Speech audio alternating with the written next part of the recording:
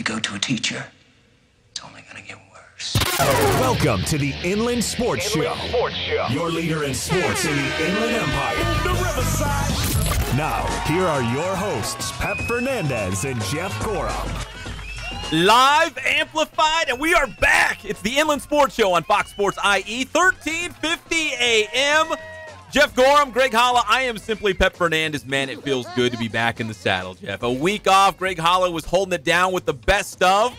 Apparently, it was pretty good. You said you listened to it, Jeff. You said the best of. The Inland Sports Show, not too bad. I'll tell you what, I came home one day on my little summer break and was driving to the grocery store and I had the radio on. I was talking to somebody, and I heard something about Drew Brees and his birthmark. I'm like, yeah, that was pretty darn funny. And all of a sudden, they said, hey, that voice sounds familiar. It's me. It's you. It was me. So, yeah, it was a great summer vacation. I'll tell you what, I'm tan. I got on new summer shorts. You're not tan. I am tan as can be. Look at this. I am a little red, Wait, too. before we left, we had that bumper that we played right here on Fox Sports IE 1350 AM that you were going to spend your vacation. Here it is. Sports Show on Fox Sports IE 1350 AM. I want to see if this is real. That's Jeff Gorham. Jeff, we're taking all week off for vacation. I am fired up. I'm going to be naked. I'm What? going to enjoy this. Yes. And I'm going to have a great time this week off, Did buddy. you? All right, we're back on Monday, July 9th, the very late. We are back. Today's July 9th. We're live. Were you naked, though? I was naked almost the entire time, for God's You sake. look like a bronze god. I right am now. bronze. I mean, I'm telling you, man, I'm as tan as can be. I have tan lines. Well, maybe I don't have tan lines. That's the question. No, we went to a lazy river. The wife and I got away with no kids. Let those ding-dongs stay at home. We went to Knott's Berry Farm. I overcame my fear of roller coasters. I didn't defecate on myself at Knott's Berry Farm. You went back to the scene of the crime and you did not poop your pants. I did not poop my pants like I did when I was a kid, and I enjoyed it with my family. We stayed at the Knott's Berry Farm Hotel. It was a cool time. The only bad thing is all of us were sleeping in one giant bed. It was annoying, especially with a 1-year-old who picks your nose in the middle of the night when he wants to wake up. But other than that, I had a great time, Pep. What'd you do? deep into the wilderness of Arizona. Oh. Dirt roads, lots of insects, 100 degrees. But we did see lots of cool things, like the Tusi Goot ruins.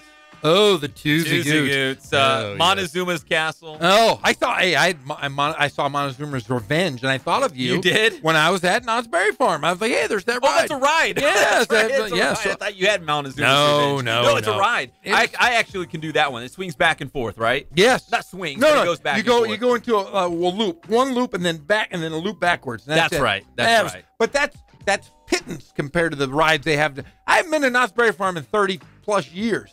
There are roller coasters that are enormous. And now I'm ready. I'm telling you, I'm going to go to Six Flags in the next couple weeks because I'm going to conquer those.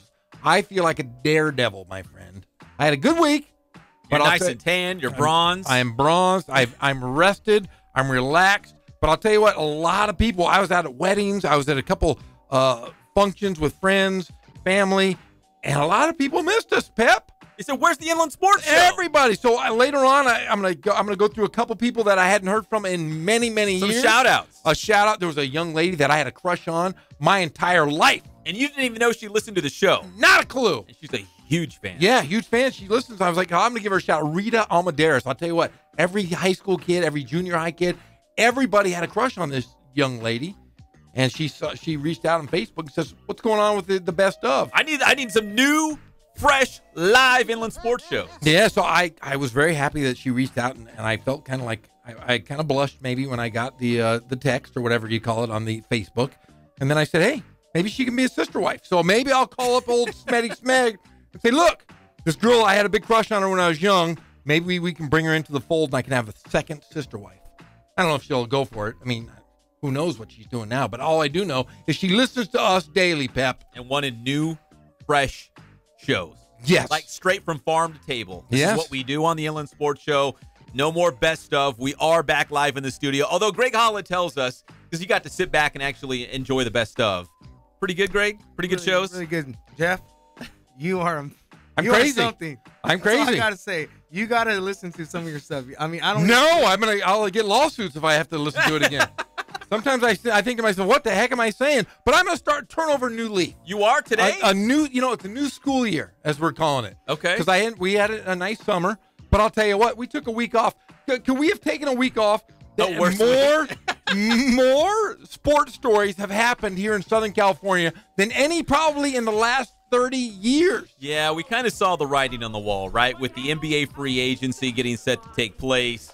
LeBron James' name, obviously was out there. We knew something was going to happen during the week of the 4th of July, and it sure did. Everything happened. I mean, it was a domino effect, and I think it's still going to continue as we get into the show. We'll get deeper into it. But LeBron James, my man, my favorite player in history, is now a Los Angeles Laker. See, I have turned over a new leaf. I used to hate LeBron James.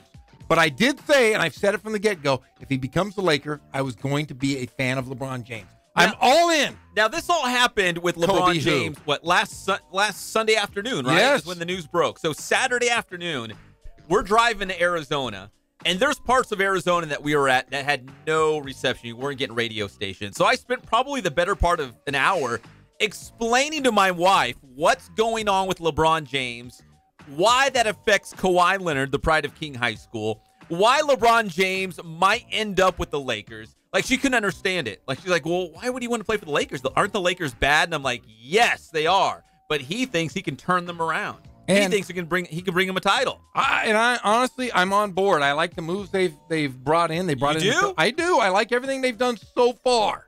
Two things. So far. Because I did a video vlog from the pool. You did. You vlogged. Arizona. You were a vlogging machine out there. There were two things, and I'm going to stand true. I'm not going to be shaken. Oh, don't say it. Don't say it. Don't say it. You're going to lose listeners. Don't say it, Pep Fernando's. First off, the Lakers will have, I think, outside of Kyle Kuzma, probably a brand new starting five next season. Brand new starting five. We'll get into that. Okay. Secondly, and this is something I've said for weeks, and it's not because LeBron James went to the Lakers. It's just about LeBron James. We will never see LeBron James in another NBA Finals. You are nuts. Never. It's over. Dude, they might be in it this next year. I'll tell you what, Kobe who? Kobe who?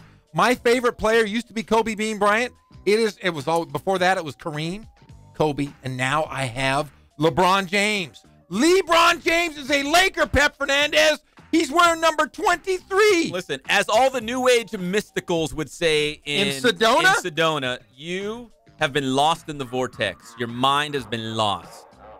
LeBron James will never make it to the NBA Finals again. Is he 33? Yes. He's 33. He's going to be stuck with the Lakers. No! They're going to make the playoffs. You're but insane. They're not going to get a sniff of the title. You're nuts. Coming from a Kings fan. Yeah, that's why. And think of it this way. Next year. Kings are making moves. Next year at this time, we're going to be talking about that banner that they are going to unveil the first day. Listen, they don't hang banners for being a playoff They're team. going to win it next year because they're going to won't even win the division title. Hey. I'll tell you what. They There's won't one even thing. win the division. Oh, you're nuts. Here's what I did say, though. What did you say? If you noticed, it came out on Twitter. Guess who had it first? We did, my friend. We did? We did. You broke my the news. inside source gave it to me and said, hey, it's a done deal. So I sent it out there, and even the amount, I'm like, oh, I hope I'm right. I sure hope I'm right. Were you scared? And then literally 5 minutes later, it came out, and I'm like, boom, mic drop. Are you down with this, Jeff? I say we pitch in next season, or when they put the banner up, that Pep gets to go. And see Pep it. will be the guy that gets to pull. You get to hoist it. Yeah. You hoist it off. While you're They crying. will not win While a you're division crying. title. You are While I'm crazy. crying. They're going to get Klay Thompson next summer. Oh, all is good. And I'll tell you what, the Golden State Warriors, who used to be my second favorite team, well, they were kind of my favorite last year. They're going to fall to the wayside. You know why? They got DeMarcus They Cousins. got DeMarcus Cancer.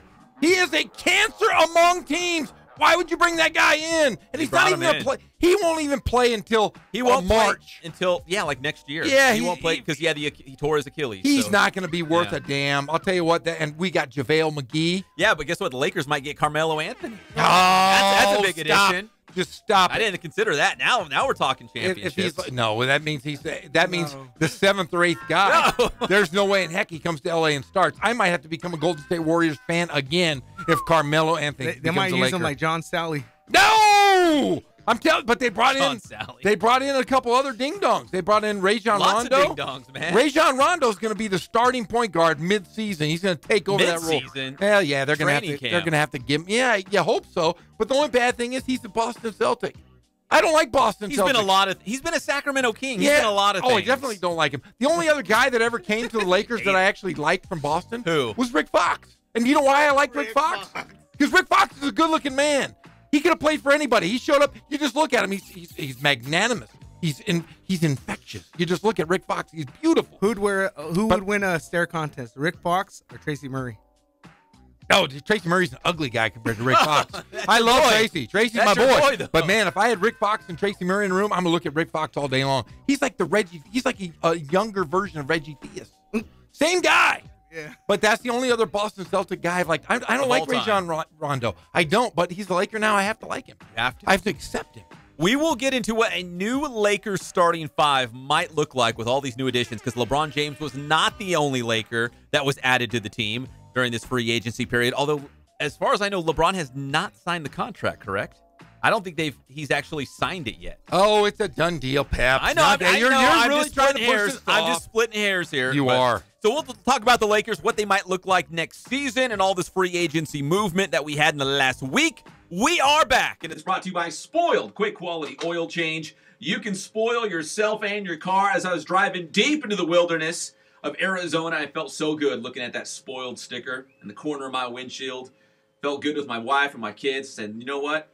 We're going to make it. We're going to be okay. We're going to have the time of our life. Did you wind And up we the car did it. before you left? Huh? Did you wind up Did that I, little car the before you toboggan? left? Yeah. No, but I did tell my wife you call it a toboggan, and she laughed. So you drove the mini car.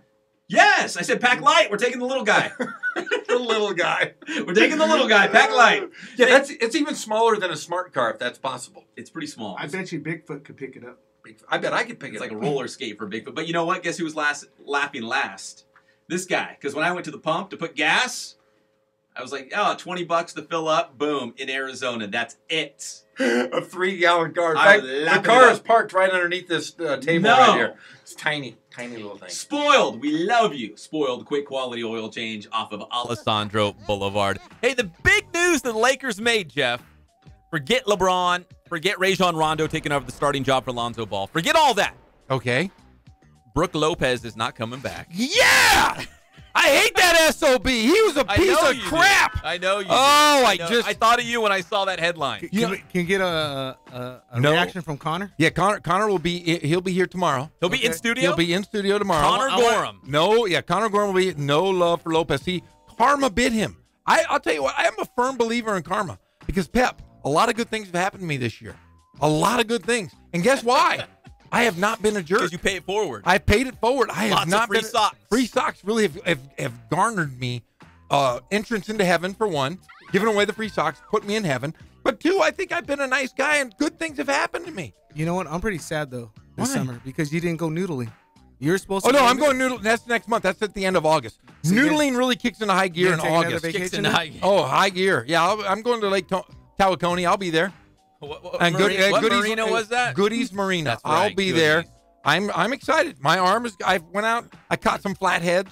You know, last week I went into my own little stream, caught some flatheads in my arm. They didn't bite real hard, but I'm getting ready. I'm pumping up myself. You look like you're ready. I'm tan. I feel good. I've been drinking a lot of water. You got a huge. I didn't know a that huge they made water. bottles that big of water. Oh yeah, I am turning over a new leaf. Summer vacation. You are a new man. I am. I feel. Look at that. Look at the excitement. I don't know if I can keep it up for 3 hours, but the excitement is there. I can't wait to talk about this Lakers stuff. A lot about the Lakers, a lot about Kawhi. Although, I don't know, I'm kind of getting bored of talking about Kawhi because Not me. I feel like nothing's going to happen in the immediate future. Like, this could drag on for months and months. It will not drag on. In fact, Pep, we are back on the air. Something is going to happen this week. This week. Do you have sources? I have a source. Lots of sources. I have a source. There's a lot of people meeting right now in Las Vegas. For the first time in NBA history, they have a summer league with all 30 teams are playing in the NBA Summer League. You know what I saw? What'd you see, Pep? Wednesday night, Kawhi Leonard's having his camp here in Riverside. Yes, he is. Maybe we should infiltrate. I know they're not. I know like they like to block out the media and nobody likes to get in there. And talk to Kawhi. You cannot keep Big Jeezy out of King High School. Is it a King High School? It's at King High School. Oh, yeah. I know too many people over at King. They'll let me in as long as I don't Sneak in record. through the air ducts or something. Yeah, Kawhi will talk to me. He might not want to say a whole lot, but I'll talk to him. He might just say, hey, Jeff, how you doing? Hey, Coach, good to see you. But no, I tell you what, something will happen within the next 5 days. Something will happen regarding I Kawhi hope Leonard. so, because I hate talking about all these different scenarios. Like, there's a rumor that the 76ers have this package together. Have you kind of getting old? But have you ever seen a guy more polarizing in the short amount of time that has changed Kawhi Leonard? He went from a beloved, like Oprah Winfrey, beloved. Just like Oprah? And then he becomes a pariah. Yeah. He is He in a split the span, Spurs. but he hasn't said 2 words, so no one knows what to expect, but everybody hates him That's now. what I had to explain to my wife when we were driving to Arizona. She's like, why do people not like him? And I was like, well, because he doesn't talk. We don't know what's going on. We have to make all these, jump to conclusions and make all these assumptions because he doesn't really talk. We just see what's going on, from the outside looking in. The press has turned on him. I have not, Kawhi Leonard. I have not. And they said Tony Parker was the last straw. I saw that on vacation. And that guess, was a headline. And guess what happened to Tony Parker? Gone. Gone. Gone. Charlotte, right? Charlotte. Yeah, well, I'll tell you. They gotta go new. They gotta go young now. Well, they're gonna have to get rid of Manu Ginobili. He was another staple in the backside of Kawhi Leonard. Hey, I did a screen grab when I was on vacation of the big headlines because every night, as I was tucking myself into bed, I'd hop on the internet because we didn't have good internet. I'd hop on the internet, find out what was going on. 2 headlines back to back. One was, "What on earth are the Lakers doing?" ? What? Like, I like that. And the second one said, "Cousins and Warriors make Lakers look silly." Look, would I make this up, Greg Holla? I never lie. Why would I lie? I have no reason to lie to you guys. So, Pep, on vacation, when was the day that you're like, I might have to call in. I might have to just break vacation. Because Probably so much, the first day. Yeah. Because all the stuff with LeBron went down Sunday, and Monday I'm like, oh, man. I was pretty excited. Yeah. Did you see that mural? I painted it. We got to talk about the mural. I painted it. Yeah, but there's a mural of... Oh, not that one. I painted the one in my backyard. It was great. In your backyard? Yeah, I have a big LeBron James? LeBron James mural in my backyard. No, there's a big one in L.A. Yeah. I can't wait to talk about and that. It's been besmirched, as you would say, vandalized. How dare they besmirch LeBron James, the greatest Laker ever. Well, he hasn't even played a game. Oh, no. He's the greatest ever. Who is this guy? Like I said, who's Kobe, who's Kareem, who's Wilt Chamberlain, Jerry West, Shaq. You're part of the problem. No. There's a lot of upset Laker fans. No, I'm like, would you call me a snowflake? Yes. Am I a snowflake now? Yes. Oh, man. Am I a crazy radical? You darn right, You're baby. highly offended all the time. I'm going to go buy my LeBron James jersey this week. I got a triple X. I heard they can't even sell him yet. Is that true? Because he hasn't signed. Oh, well, he'll sign tonight. Tonight's signing day. There's a bunch of bootlegs. Bootlegs. Yeah, I'm gonna go to the swap meet. If you have a LeBron James jersey today, it's not real. You went to the Mexican swap meet. It might not even have an S. It might it's James. Lakers with a Z. Yeah, it's Jams instead of James. LeBron James. LeBron James.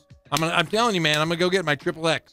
Couple other quick inland sports headlines before we wrap this thing up. The World Cup semifinals are all set. Belgium will take on France tomorrow morning. Then it's England against Croatia on Wednesday. None of the big superpowers are there. Argentina's not in there. Brazil's not in there. Who else? Germany, the defending champions. Ronaldo and Portugal's not there. Spain's not there. Kind of a wacky Final Four, but that's how the semifinals look. The Freeway Series, the Halos took 2 out of 3 from the Dodgers. Wow. Big series, and Shohei Ohtani pinch hit, go-ahead home run last night at the Big A. Trent Rush from AM 830 KLAA Angels Radio will join us live coming up at what? 4 o'clock? 4 o'clock. 4 o'clock. We'll have Trent Rush live on the show. And our guy, Jacob Nottingham, who's done the show, was called up by the Milwaukee Brewers and is in the starting lineup tonight in Miami. The Keep tabs sheriff? on that. The sheriff was called up? Behind the plate. Woo, good job, And Sheriff. the only thing bigger than LeBron James, Jacob Nottingham, and the World Cup is the Rancho Cucamonga Quakes. It's huge right now. They have won 13 games in a row. That's a franchise record. The voice of the Coop, Mike Lindskog, Mike Skoggy Skog, is going to call us at 5:30. It's confirmed. He will join us live. You don't want to miss that. It's all brought to you by Ken Sporting Goods. More than 40 years in the Inland Empire, providing you with all of your sporting gear needs. I've been hitting up some high school football teams and practices. They all tell me the same thing. Well, 1, they love the Inland Sports Show. But 2, they all go to Ken Sporting Goods. They got all your sporting gear needs. They can do Letterman's jackets. They can take large orders for your company, your business, or your team, or your school. KinSportingGoods.com. Right there off the 15 freeway in Norco. We love you, Ken Sporting Goods, because you're the best. I like you. I don't love you, Ken. Oh, I love I him. like you, though, a lot. When we come back, Jeff, let's try to predict the Lakers' starting five. And will the Lakers make more moves in the coming days? Yes. You think so? Yes. We'll talk about that. More Laker basketball on the one and only Inland Sports Show. We're back on Fox Sports IE, 1350 AM.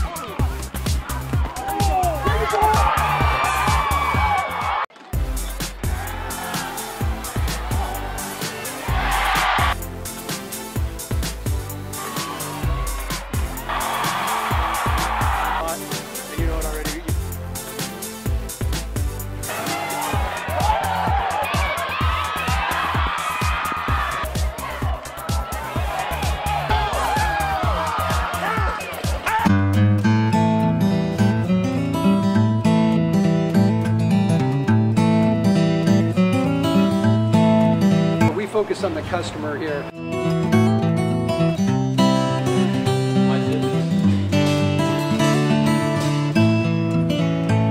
Believe it or not, that is the biggest thing for customers on an oil change. They just want the convenience of coming in, driving in, getting it done, and driving out.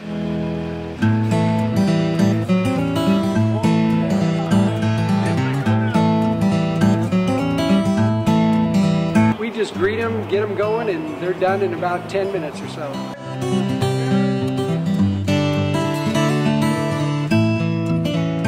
We don't push any sales on them. We do the oil change, and I think that's what sets us apart is our customer service. Vacuumed and cleaned your windshield for you as well. Everything's looking pretty good. Come into us one time, believe me, we'll spoil you and you'll be ready to come back the next time.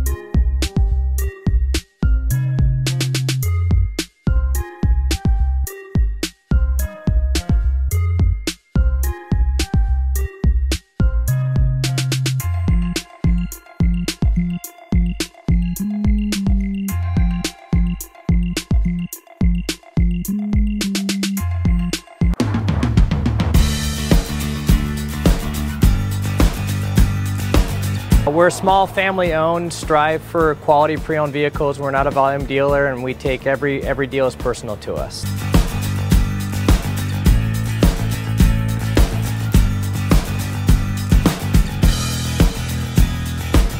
We're a low-stress environment. We're not a pressure sales house. If you want to shop us, you're more than welcome to shop us. We have, like I said, great rates, competitive financing, a lot of one-owner, clean Carfax, clean title vehicles.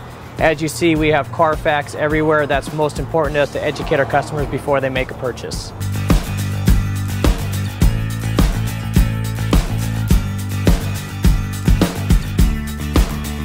We're right off of Ontario, right off a couple exits off the 15 freeway, off Cajelco, off El Cerrito, and we're right on the main drag going into Dos Logos and the crossings.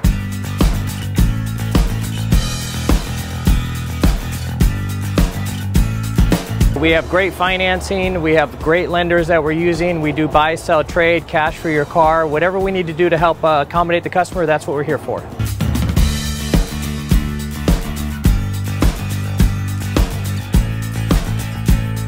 We have a little bit of everything. We start at about $69.95 and go all the way up to $100,000. We have Escalades, we have commuters, we have pickup trucks, we have Jeeps, sport utilities, and if we don't have it, our specialty is finding you exactly what you're looking for.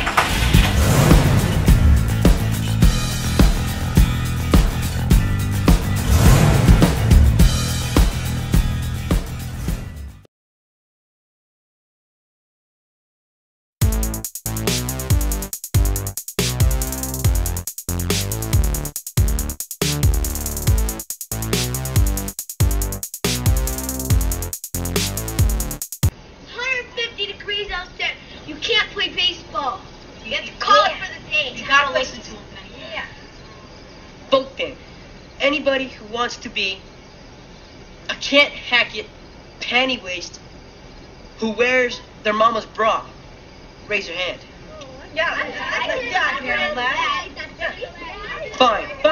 Fine. Be like that. So what are we gonna do?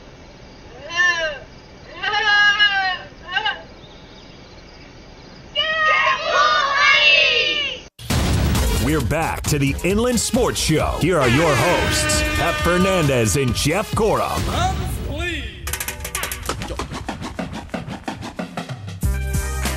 Welcome back to the Inland Sports Show on Fox Sports IE, 1350 AM. Yes, we are live and amplified. We're back in the saddle. We're happy to be with all of you in the Inland Empire. Jeff Gorham, Greg Holla.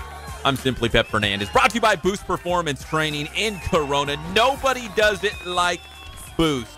You know, I told you guys I didn't have very good internet, but when I did jump on there, I'd go check out Boost on Twitter.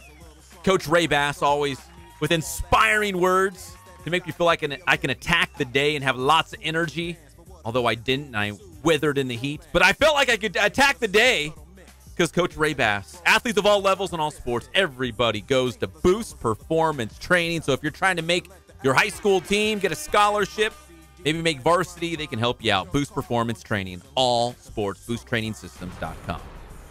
I had to read them and be like, man, Coach Ray Bass, he knows what he's talking about. I'm going to go out there, I'm going to attack that hiking trail, and I'd get out there and I'd just wither in the heat. You know what you look like? You would leave your desert to go on your hike. You'd look like you would walk out a grape, come back a raisin. That's right. That was me. Yeah. I'll tell you what, I've never experienced heat like this in the last few days. And then today I'm driving in, and it looked like dirt. It was just a big dirt. Looked like dirt? It looked like dirt in the clouds. But apparently there's a big dust storm that came in from Arizona. Oh, I brought it. Yeah, you brought the dust. Yeah, in tow. You're like Pigpen. You're like Pigpen from It Snoopy. was like Pigpen. But yeah, so a lot of dirt in the air, but hot. Fires, too, unfortunately. There are wildfires in the area. I think there's a small one on the Cajon Pass. I know Forest Falls up by, like, the Oak Glen area. Beautiful area. But, yeah. So, under siege. Too bad. So, we're talking Lakers basketball. A lot happened in the week we were gone. The Lakers have an all-new look. Of course, leading the way, LeBron James. So, Jeff, I wanted to talk about the starting five because I was actually, I know I shouldn't have been, but I was thinking about the Lakers a lot on this trip, and I was thinking about what their starting five might look like next season. I feel like the Lakers will have a brand-new starting five, including Kyle Kuzma. Kuzma might be the only holdover from last season because when I look at their starting five, I'm like, what are they missing? a guy who can shoot, a guy who can score. And I feel bad because I feel like Brandon Ingram's going to be the odd man out unless he gets traded still. But I think it's going to be, and correct me if I'm wrong, and you give me your starting five, but I think it's going to be the 4 new guys: LeBron, Rajon Rondo, JaVale McGee, Lance Stevenson, and Kyle Kuzma will be the 5th guy. That's my starting 5 for the Lakers. I'm going to disagree with you wholeheartedly, Pep. Why? Because I'm looking at this roster right now, and there are guys. I mean, it's a pretty deep roster comparatively to what we've seen the last few years. What are you looking at? I'm looking at my Lakers roster. It's deep? Yes, it's deep. Of course it's deep. At least they have a bench now. They have guys that you can, like, put in the game now, and you're not going to worry about. Brandon Ingram would be great off the bench, or Kyle Kuzma would be great off the bench. You are absolutely insane. Who's your starting 5? My starting 5. If I had this team right now. Don't say Caldwell Pope. No, but we already tried that. It didn't work. But he's a very, very good bench guy. Off the bench, yes. Off the bench. I do think, though, before I'm going to make an asterisk or an addendum right here, I think this team that we see right now on paper is not going to be the team that we see in another month. I think a lot more moves are on the way. I think a lot more moves are on the way, and I think they've stockpiled, bringing in some extra guys like Lance Stevenson, the little point guard from Rajon Rondo, the little guy. In fact, I'm going to talk about that. Somebody called him a little backup, which we'll discuss.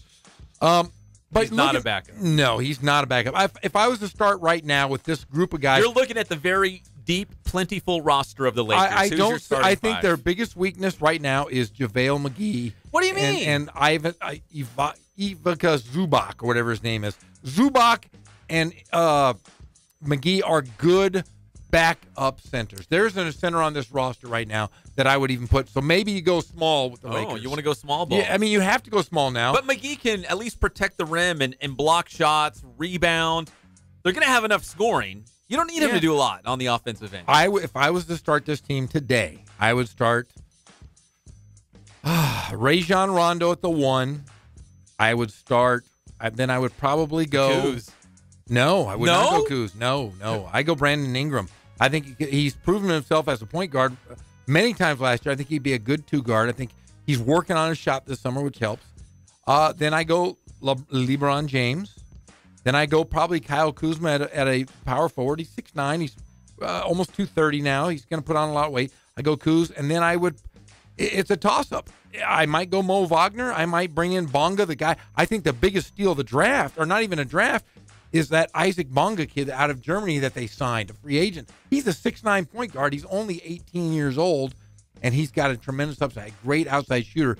So you bring in Ball off the bench. You bring in... So you're saying like Lance Stevenson and JaVale McGee would both come off the bench? Yes. I can see both. I can't see Lance Stevenson starting for the Lakers.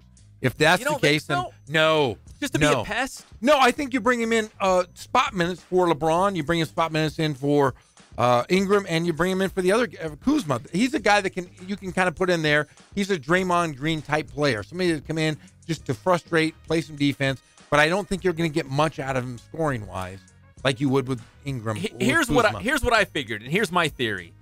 Don't get me wrong. Magic Johnson disconnects the cable and turns the lights out. He's running the Lakers. He makes the decisions. But did LeBron James have some input? I feel like he did. Yes. Now, the Cleveland Cavaliers were awful, and they could not play defense. My theory is LeBron James probably said, listen, we're going to handle the scoring. You got to bring some guys in that are going to be a pest. They're going to protect the rim. They're going to be a nuisance, play some defense. That's Lance Stevenson and JaVale McGee. The scoring will come from LeBron, from Kyle Kuzma. You might hate it, but Rajon Rondo can score the basketball too. And then you've got guys like Brandon Ingram and, let's see, Lonzo Ball. Who else would come off the bench that can provide that scoring punch? Like Caldwell Pope would be another one of those guys. A very good bench guy. I think they made an effort to bring in guys who would put the defensive end of the floor first. And I think that would be like Lance Stevenson and JaVale McGee. Yeah, I mean, it could, but I think they're going to stretch Luol Deng, so which means they're going to open up some room there. But he's not going to play, right? No, he's not. They're going to stretch him, and they're going to pay him off, in 3 years. But I do think there are some other moves. I think that we are going to see Kawhi Leonard as a Laker, which means you don't. Yeah, I still do. I think it happens within the next week. I'm going to call it out. I'm calling my shot. I think it happens within the next week. I think we could see Lonzo Ball possibly going. I don't want to get rid of Ingram. If I had a choice between Ingram and Kuzma, I would go Ingram. And I like Kuzma, but I would go Kuzma. I might even throw Josh Hart is another guy we didn't even mention. Is a great guy to come off the bench. Yeah. Great spot minutes guy. I would probably say that Josh Hart, maybe Lonzo Ball, and Kyle Kuzma, or one of the two of those, will probably be part of this deal because San Antonio is going to want those 3 Laker picks, and they're going to want 2 good players. And they might take on that Luol Deng contract, which would help. They could stretch him as well. They could sign other guys. The Lakers do have a shot or have a space for one more mid-level exception, unless they get rid of that Deng contract, then they can bring in 2 guys.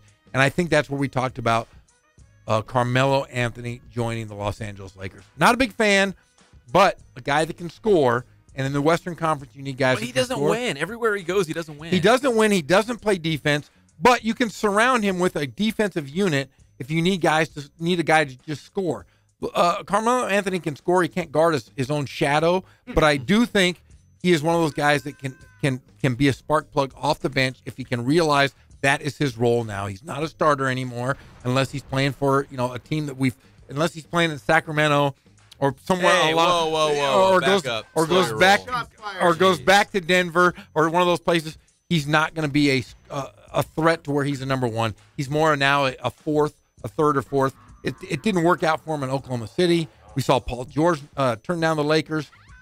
Yeah, that's true. We didn't get to that. Yeah. I don't see that Oklahoma City will be that much better without Carmelo Anthony. He might be better. I think they'll be a little better, but they're still not at the level of right now, even with Los Angeles. They're not with Houston, and they're not with Golden State. There are teams that we can cross off. They're not as good as Utah, for gosh sake. Oklahoma City, they're just going to be Oklahoma City. They're going to be a little more fast-paced. They have 2 guys that can score, but they're still way over the salary cap. They're at $300 million right now with Carmelo Anthony, and they would have to pay $190 million in luxury tax. They've got to get rid of Carmelo Anthony. They've got to get rid of a couple other guys. That puts them at a skeleton crew in Oklahoma City. As much as I don't like Carmelo Anthony, I think that's what the Lakers are missing. Another guy who can score the basketball. And he could be that guy, mid-level exception. And that's why when you look at the deep, plentiful roster of the Lakers right now, that's why I put Kuzma in the starting lineup, because he can score. But in terms of just holding on to guys with the most upside, like you said, if there's a Kawhi Leonard trade, who do you try to hold on to?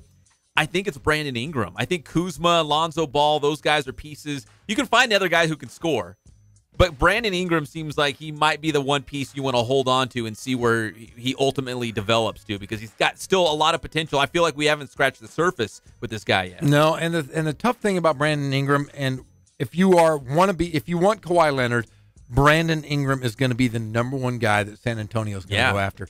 That will be the piece that you're going to lose. They've already lost Isaiah Thomas. They've got rid of him. Isaiah Thomas is another point guard that obviously can't play with LeBron James, but is a great backup and could still be a star in this league. You just got to question whether or not his hip is ready. All right, a lot more Lakers to get to throughout the show, throughout this week too, because as Jeff predicts, they're not done yet. No. They're still going to make some moves to alter this deep and plentiful roster. Well, you just have to have something in the power forwards. Your power forwards are slim guys. They're 215 pounds, 195. Brandon Ingram, shooting forward, is 190 pounds at 6'9". You bring in JaVale McGee. He's a big guy, but I don't want him playing the entire time. They have 2 centers on the roster, and both of them are complementary guys. They're not starters. McGee and Zubac are not starters in this league. They need to go. If they bring in Kawhi Leonard, then they're going to go forward and small. They're going to play small ball a lot like Golden State. When we come back here on the Inland Sports Show, can the Dodgers chase down Arizona before the All-Star break? One more week of baseball before we get to the Midsummer Classic. And can they get Manny Machado in time? The big hitting middle infielder, third base shortstop for the Baltimore Orioles. The Dodgers are in the mix. Can they get him in time before the trade deadline on July 31st? I've been saying this for a while. I think the Dodgers will overtake Arizona. It's just a matter of time. It could be this week. We'll talk more about that when we come back. It's the one and only Inland Sports Show on Fox Sports IE, 1350 AM. If you don't say you love the Dodgers, you might not get into heaven. You gonna call?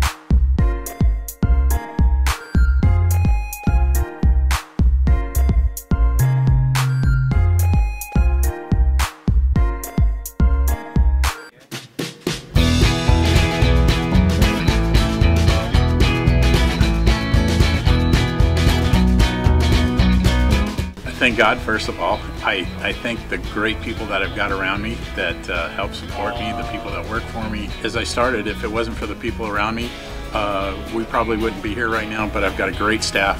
I've got great people that do stuff for us outside the store, and we've been very, very fortunate.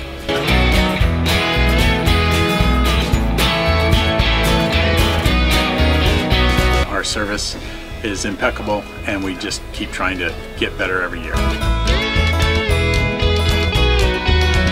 We can do online stuff for your teams, as well as, like I said, the screen printing, the embroidery. We also have 3 women that do extra sewing for us, like tackle tool on uniforms, or the bling or rhinestones for different shirts for the ladies. That's why we have certain racks just for certain schools, and the fun about that is that it turns into other schools that may come in here that aren't as close, that we can do stuff for them as well. We've had very, very good customers throughout the years, and it's just been a blast.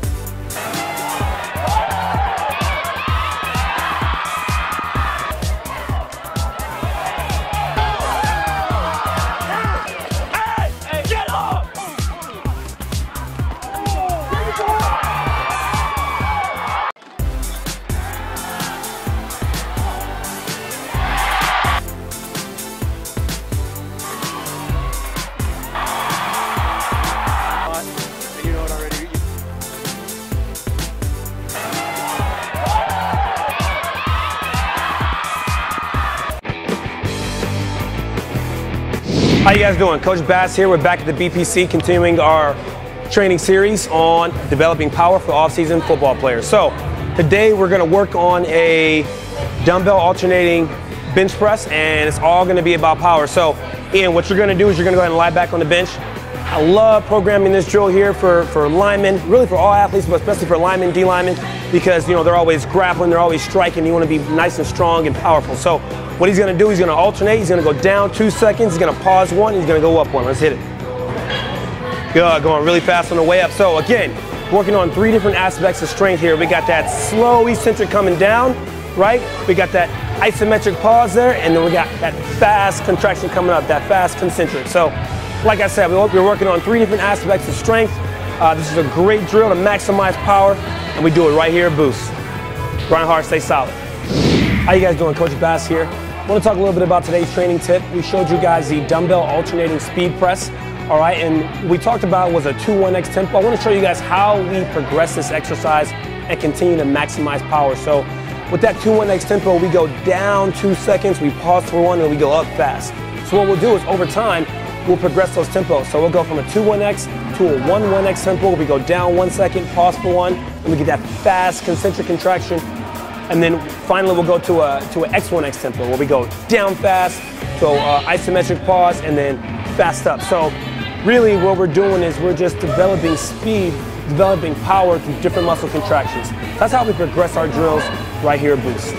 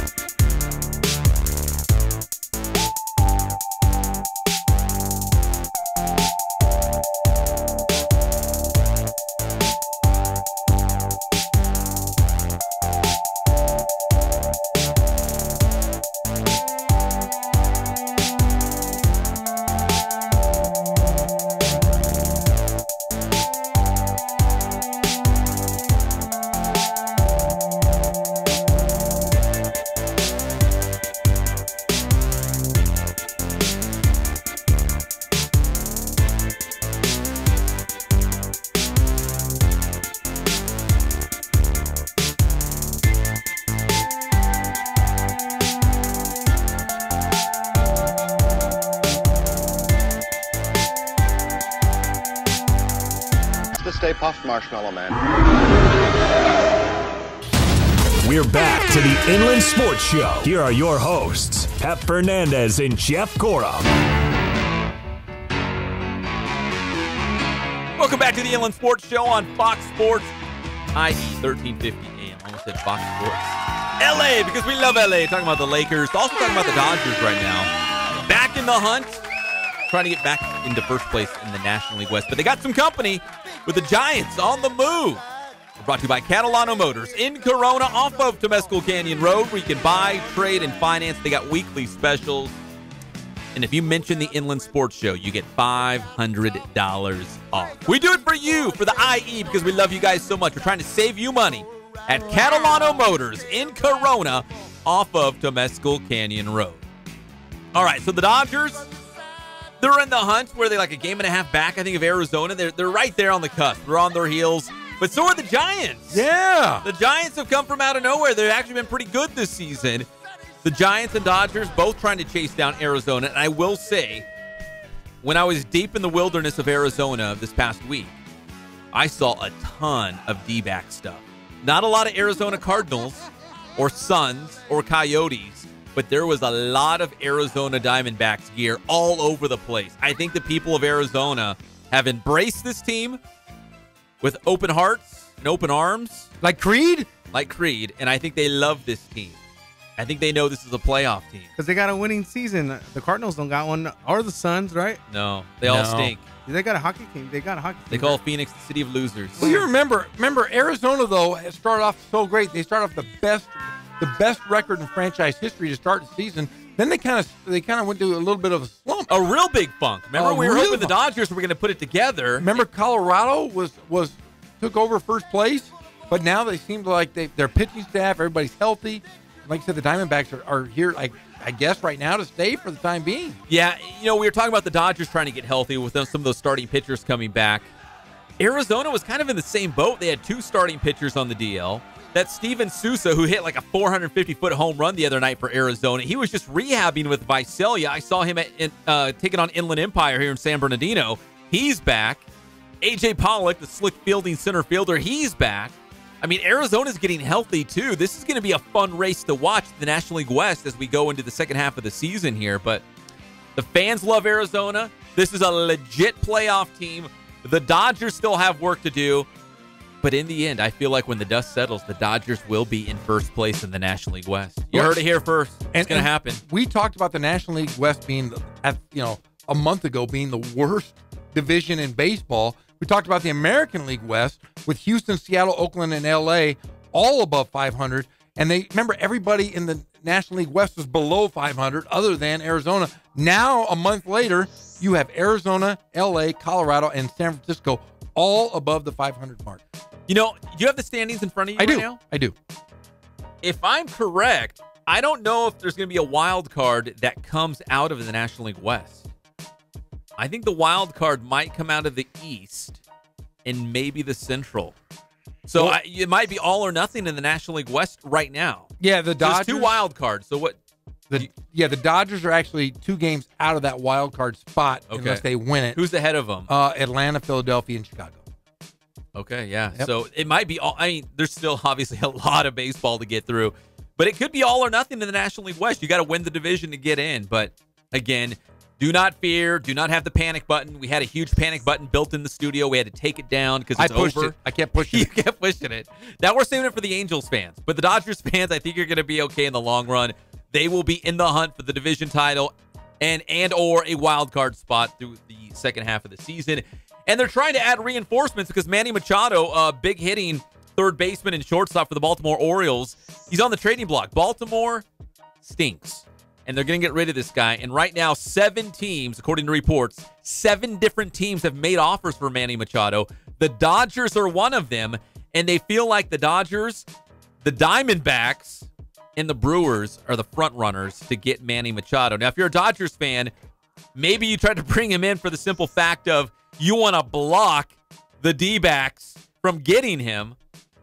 But then you got to give up something to get something, right? Who are you going to give up? Are you going to give away some prospects? If you're the Dodgers, maybe Yasiel Puig. Who said Puig in this room? Intern Jake said Yasiel Puig, and I'm like, you know what? That's a pretty good idea. Yeah, just wash your. We tried it. We tried the Puig experiment, right? We tried. The Puig cost the Dodgers two wins in that freeway series against the Angels. And I'll tell you what, if we are going to talk about trading for Machado, there's only two teams really he could play for right now, of the Dodgers and the Brewers. Those are only two teams that make sense.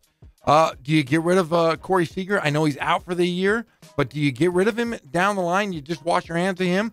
Who would you trade if you're the Dodgers to get Manny Machado? This is unpopular, but I'm going to say they don't need him.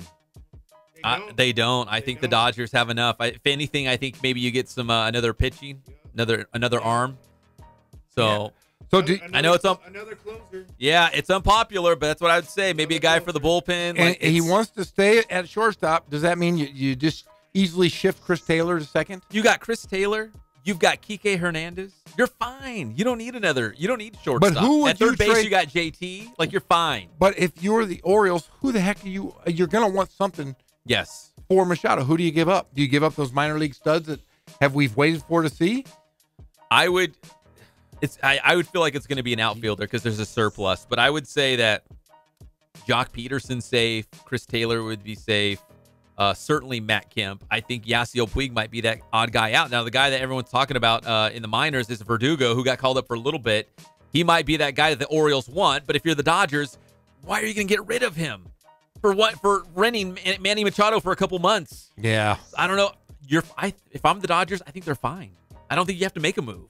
Do you say no? I'd say no. I'd only bring him in if you really think Arizona's going to get him. You block Arizona, but that's the only. You don't need him. I think you're okay if you're a Dodgers fan. Yeah, I agree. That's my take. I would venture to say that he's going to end up in Milwaukee, which wouldn't be so bad. Milwaukee's actually pretty good. I had no idea. All right, we come back here on the Inland Sports Show on Fox Sports IE 1350 AM. We will continue the baseball talk. Our dear friend Trent Rush, host of Angels Recap on AM 830. He's going to join us. We're making the push for Andrelton Simmons to get into the All-Star game. Your boy Max Muncy, Jeff. Muncy, also Chuck can Muncy. Get voted in. I can't believe he went from the NFL to the NL West. Different guy. And he's fantastic. He's a great baseball player, great football player, but even a better baseball player. We need your vote when we come back on the one and only Inland Sports Show on Fox Sports IE 1350 AM. You mean the way I talk?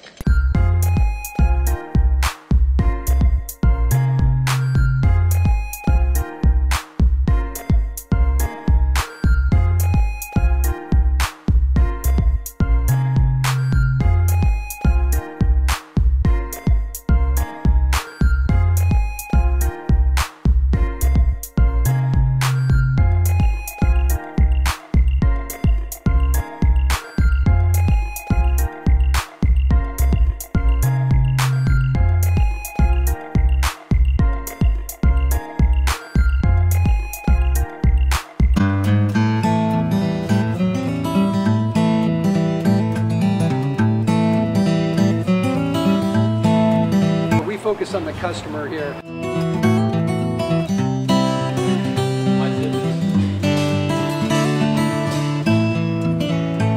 Believe it or not, that is the biggest thing for customers on an oil change. They just want the convenience of coming in, driving in, getting it done, and driving out.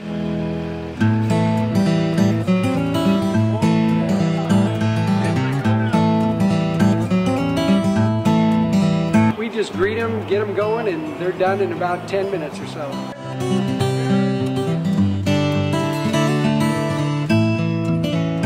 We don't push any sales on them. We do the oil change, and I think that's what sets us apart is our customer service. Vacuumed and cleaned your windshield for you as well. Everything's looking pretty good. Come into us one time, believe me, we'll spoil you and you'll be ready to come back the next time.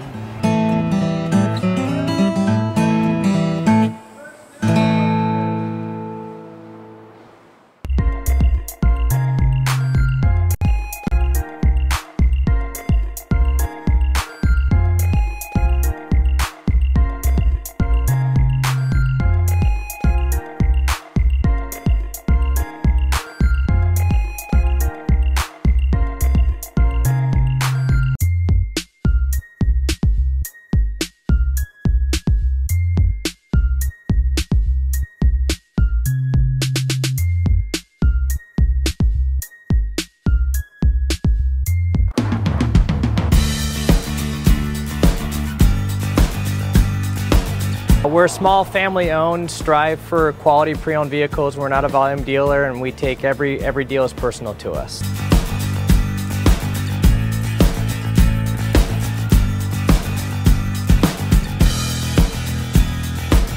We're a low-stress environment. We're not a pressure sales house.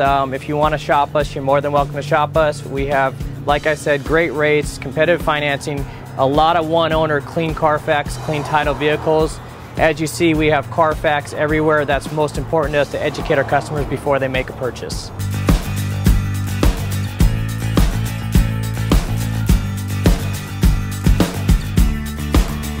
We're right off of Ontario, right off a couple exits off the 15 freeway, off Cajalco, off El Cerrito, and we're right on the main drag going into Dos Logos and the crossings.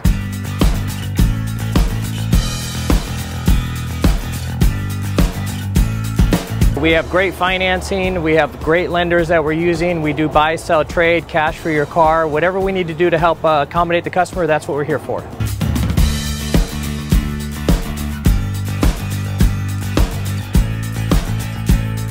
We have a little bit of everything. We start at about $69.95 and go all the way up to $100,000. We have Escalades, we have commuters, we have pickup trucks, we have Jeeps, sport utilities, and if we don't have it, our specialty is finding you exactly what you're looking for.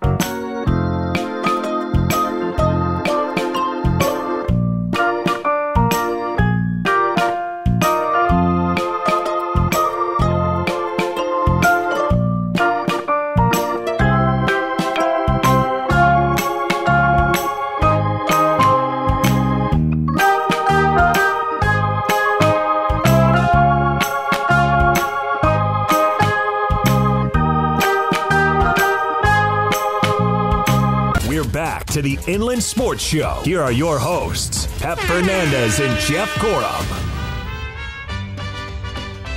Welcome back to the Inland Sports Show on Fox Sports IE 1350 AM. We're proudly brought to you by our good friends at Spoiled Quick Quality Oil Change. You guys know the drill. Every 3,000 or 5,000 miles, you got to get your oil changed. You're going to break down on the side of the road somewhere hot, somewhere with a lot of congestion and traffic in the IE. You don't want that to happen. Go to Spoiled Quick Quality Oil Change right there off of Alessandro Boulevard. Right now, we go to the Spoiled Quick Quality Oil Change Celebrity Hotline. He's a dear, dear friend. He's always first in line at the polling place. He always loves the vote. He's a true American, and his favorite movie is The Lion King. It's Trent Rush from AM 830 KLAA. That's all true, right, Trent? It's all true, and I am going to angels.com/vote Simba. Basically, I didn't sleep last night. I've been unlimited. I have an unlimited amount of votes. Voting early, voting often, like in some cities, and we are going crazy to vote for Anderson Simmons for the All-Star game as much as possible. Angels.com/vote. Hey, Trent, it is like a sweatshop in the Gorham household. I have all three children. I got them all cell phones and computers, and for the last 24 hours, I've been paying them 12 cents an hour to get Simba in the All-Star game. That's a good call. Actually, what I was trying to do, I was trying to just wrangle up all the kids on the street, all the neighbor kids, and I was paying them 6 cents an hour. So you're doubling me. So that's the place to go, I guess. Well done, Jeff. Yes, I voted last night. In fact, I sent out a tweet, and you retweeted it, and I literally sat and watched TV, and I probably had 60 or 70 before I went to bed, and I've been working on it. I gave the phone to my oldest son today, and he did it for about 3 hours, so I don't know how many he got in, but we're going to do our best to get my favorite Angel, Andrelton Simmons, into the All-Star game. I've been saying it nonstop to Pep for the last 2 months. That's fantastic. Well, I mean, Jeff, and we've talked about this before, right? It only makes sense. I mean, to be honest, it would be a real shame if Andrelton Simmons didn't get in. This is a guy that right now, 7th best batting average in the American League, top 15 in all of baseball. He's having his offensive breakout season. He has been huge for this team on the offensive side of the ball. Not to mention, he's the best defensive player in all of baseball. And whether you want to look at the analytics or just the eye test, both will tell you the same thing. There's no one better with the glove than Andrelton Simmons. So to leave this guy out of the All-Star game in the year that he is having a breakout offensive season, I think would be a real shame. And I'm glad that Angel fans and I think all of baseball is going to have an opportunity to vote for Andrelton Simmons to get him into the game. It's going to be tough. I mean, some of the other final vote candidates include Ben Tendi of the Red Sox and Stanton for the Yankees, and obviously Gene Segura up there in Seattle, Rosario in Minnesota. So it's going to be tough for somebody to get in there. But the way I see it, guys, this is a no-brainer to me. I know that Giancarlo Stanton gets all the hype, but if you want to talk about just a great baseball player who deserves the honor in our nation's capital, Andrelton Simmons, that guy. Well, Trent, like I look at Andrelton Simmons and I feel like he's an all-star and I want him to be an all-star, and I'm kind of glad it's coming down to a popularity contest because there's Angel fans all over the Inland Empire, of course all over OC, Los Angeles. They're out there. We need them all to go out there and vote for him. But when Jeff and I talked about him as just being, selected as an all-star, I just had a hard time because there's so many good shortstops in the American League right now. He deserves to be an all-star, but I just didn't know who to take out of the all-star game to give him a spot. Does that make sense? Totally makes sense. And that's what's tough about this, too. I mean, the fact that Machado moving from third base to shortstop really clogs up that American League shortstop position. I mean, to me, if Machado's over there at third base, which he would have won that position hands down, and I actually think there are 5 shortstops. Well, I don't know, Jose Ramirez is really good. It's hard to make that comparison. But, I mean, just look at the list of shortstops. Like, Lindor is a guy that's an MVP candidate perennially. Yes. You're looking, Gene Segura is having a great season for Seattle. I don't think having the year that Simmons is having, but, I mean, he's right there. And you just kind of, Carlos Correa is a guy that is kind of on the outside looking in. And this is the guy that, just 2 years ago, we're talking, hey, is he one of the top 5 players in all of baseball? I know we're not in love with the WAR statistic, but, I've come on this show enough to know your guys' stance, and you guys know mine. But Simmons did finish 6th in WAR last year of all position players. And I think that's something to pay attention to because of what he does. I just think that it's a shame to have a guy that's clearly a top 15 hitter statistically in all of baseball. He's 7th in the American League and the best defensive player. To leave that guy out is a real bummer. But I can understand why Machado gets love. I mean, he's putting up incredible offensive numbers. And, Lindor, to me, is an MVP candidate every single year. So it is really tough.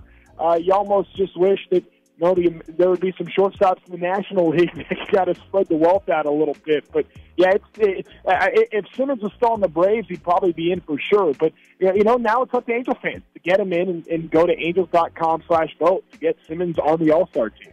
Yeah, and there's just one stat that I've looked at for the last few months, and he's going to have probably close to 550 at-bats at the end of the season, and he's only struck out 15 times in 300 at-bats this year. 15. He's not going to strike out. He's going to strike out less than 30 times with over 500 at-bats. That's incredible right there. And I don't think people realize the art of, right now everybody either strikes out or hits a home run. He doesn't strike out. You're right. And being a contact hitter, for whatever reason, has become a lost art. And I'm glad you brought that up, Jeff, because, the kind of numbers that Simmons is putting up in terms of making contact and not striking out, you could compare to, like, Tony Gwynn. He was the last guy to, have one strikeout for every 20 at-bats, what Simmons has done. by comparison, you know the guy that's second in that stat is striking out 1 out of every 10 at-bats, and Simmons is 1 out of every 20, which is kind of crazy what you're seeing in baseball right now. There are too many guys striking out. It's become a problem, but Simmons is an old-school hitter. He's changed his approach. He's doing a lot of things differently, finding ways to get on base. And, he's a big reason why this Angels team has not fallen below 500 at any point this season, even despite all the injuries. He has helped keep this team, treading waters. Now they have to make a real push here in the second half. But I think without Andrelton Simmons, this Angels team would really be dead. Trent Rush from AM 830 Angels Radio here on the Inland Sports Show on Fox Sports IE 1350 AM. Trent, random question, and I honestly, I can't remember if we've actually asked this out loud because Jeff and I have talked about this behind closed doors. Who actually lights up the halo after a big Angels win? Because is there a button? Is there a guy who has to climb like a really tall ladder to hit a switch? Like, how does it happen? So this is one of those things that's really kept under wraps, and I am trying to get an answer here. Now, since the new LED board has been put in, I've heard a rumor that you might even be able to do it via your cell phone. However, that's just a rumor that's out there. I don't know if that's true or not. If it is true, I'm going to go to the iTunes store and try to find a way to get the app to do that. And I'm going to start writing messages on there. And I'm going to start saying, like, hey, Pep and Jeff, what's going on? We can communicate that way. Yeah, honestly, if I don't, everyone, if I throw out a ball, that's fine because I got a great arm. But I will say this. The one thing I would love to do is to be the guy to Jeff's bucket list item. That's my bucket list. Swimming with a great white shark and lighting up the halo. Honestly, we got to get you guys to talk to some of the people in our marketing department. I think that's a good idea. You bring a camera out there and you put them on the video board, and as soon as the Angels win, you just hit a big button and the light and the halo goes up. That would be cool. God, that would be the greatest. See, I was hoping you were going to say there's a really tall ladder, and Jeff would have to climb that ladder to the very top and hit this really small button at the top. No. It's actually, I'll tell you the truth. Like when you go to, sometimes when you go to hit a lamp, you got to like pull that little cord. You got to climb all the way to the top. It's just a little, about 3 inches hanging below the halo, and you go and you pull that, and it clicks on, and you're all set. I would do it. I would definitely do it. Hey, Trent, I wanted to ask you, this Angel team right now is hovering right around 500. They started off great. They won several series, and then they kind of hit a skid. But have you ever seen a team like this go through so many injuries? We've talked about the Dodger injuries in their arms. What about this Halo team?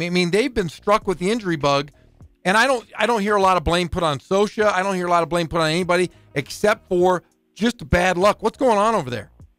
Yeah, I don't know, guys. And this is something, I felt like 2 years ago people asked me this question, and no, I'd never seen anything like it. And then, last year people asked me, I said, no, this is worse than the year before. And here we are again in 2018. It's the same song and dance that the Angels are dealing with a ton of injuries. And I don't know anything about this. The Angels have been very clear with their medical department about trying to find solutions here. There have been changes in the medical department. There have been changes to the way guys train. I promise you, the Angels are the most hydrated team in all of baseball. I know that the jugs were that everyone's drinking out of in the dugout. There was a lot of native fat early in the season. But, really, I don't know what to make of all these injuries. Some of them have been flukes, but there have been a lot of arm injuries as well. And, it's something that I know this organization is going to continue to evaluate because it's a real problem right now. There's no question about that. All right, Trent, before we run here, let's make one more case for Andrelton Simmons as an all-star. We all need to cast our ballots. We need to vote. We need to go online. We need to make this happen for Simba. One more time, Trent. Let's make the push. Sell us on Andrelton Simmons as an all-star and why we should vote. Not only does he make all the spectacular plays, he saves so many runs for this defense. There's a stat out there that you can defensive run saves, and Simmons is the best by a mile. But that's not even that's beside the point. Just ask any one of these pitchers what Simmons does. His ability to create double play balls. This Angels pitching staff is actually the starters are actually 4th in the American League since May the 1st. I promise you, Andrelton Simmons just being a stopper and getting to everything on the left side of the diamond is a huge reason why he is undoubtedly the best defensive player in this game. I don't think any more needs to be said about that. That is clear. But what he does for this offense, and now in the last week, hitting in front of Mike Trout, being a table setter for this Angels offense, I mean, his batting average well over 300 right now is the 7th best batting average in the American League. He does all the little things. He's as great of a contact hitter as you'll have. He can execute the hit and runs. He does all the little things, and he truly is a bona fide star that does not get enough attention. If he was playing for the Yankees, he would be an automatic. He'd be getting Altuve kind of votes because people would get more eyes on him and they'd see just how special this guy really is. And I think that Angel fans now have to do their job. Go to angels.com/votes. Vote for Andrelton Simmons. I know a lot of people are using the hashtag #VoteSimba. That's great. Keep doing that, but that doesn't count as votes. You've got to go to angels.com/votes. That's the place to go do that. Submit as many ballots as possible. It's unlimited. You just keep on going and going and going. And let's send Simba to the All-Star game and see if we can join Mike Trout in D.C. We're going to do it. We're going to go to our local polling place. That's angels.com, and we're going to vote and vote and vote over and over again. Trent, we love you, brother. Thanks for always doing the show. We're going to make this happen for Simba. He deserves it, and we're all on board here on the Inland Sports Show. Hey, now that I know that the Inland Sports Show listenership knows about angels.com/vote, now I'm feeling really confident about Simba's chance. Let's go. It's a done deal. If he gets in, we're going to take all the credit. You know that, right? Hey, that's fine. Yeah, you will get all the credit. I am totally good with that. That's fine. Trent, you're the best, brother. Thanks, Trent. See you guys. All right, see ya. Trent Rush from AM 830, KLAA Angels Radio. We do got to make this happen for Simba. Again, like I brought it up to him before, I feel like he deserves to be an all-star. It's just there's so many good shortstops in the American League. Like, people say how bad the position first base is right now in the American League. The shortstop position is the exact opposite. That's where it's loaded with talent. There's not a lot of great first basemen right now in the American League if you look. Shortstop is absolutely loaded. Trent dropped all the names. Segura, Correa, Machado's a shortstop right now. Lindor with the Indians is having an MVP-type season. I mean, it's loaded, but Simba deserves to be there. Well, he does. And we let's compare Machado. Machado's really a power bat. Would you not say he's a power shortstop? Sure. A lot like A-Rod was. And here you look at this. The one thing that does set aside is the strikeouts. Manny Machado right now has 51 strikeouts. 51. Andrelton Simmons is under 15 right now as we speak. He's going to be on pace for under 30 for the year.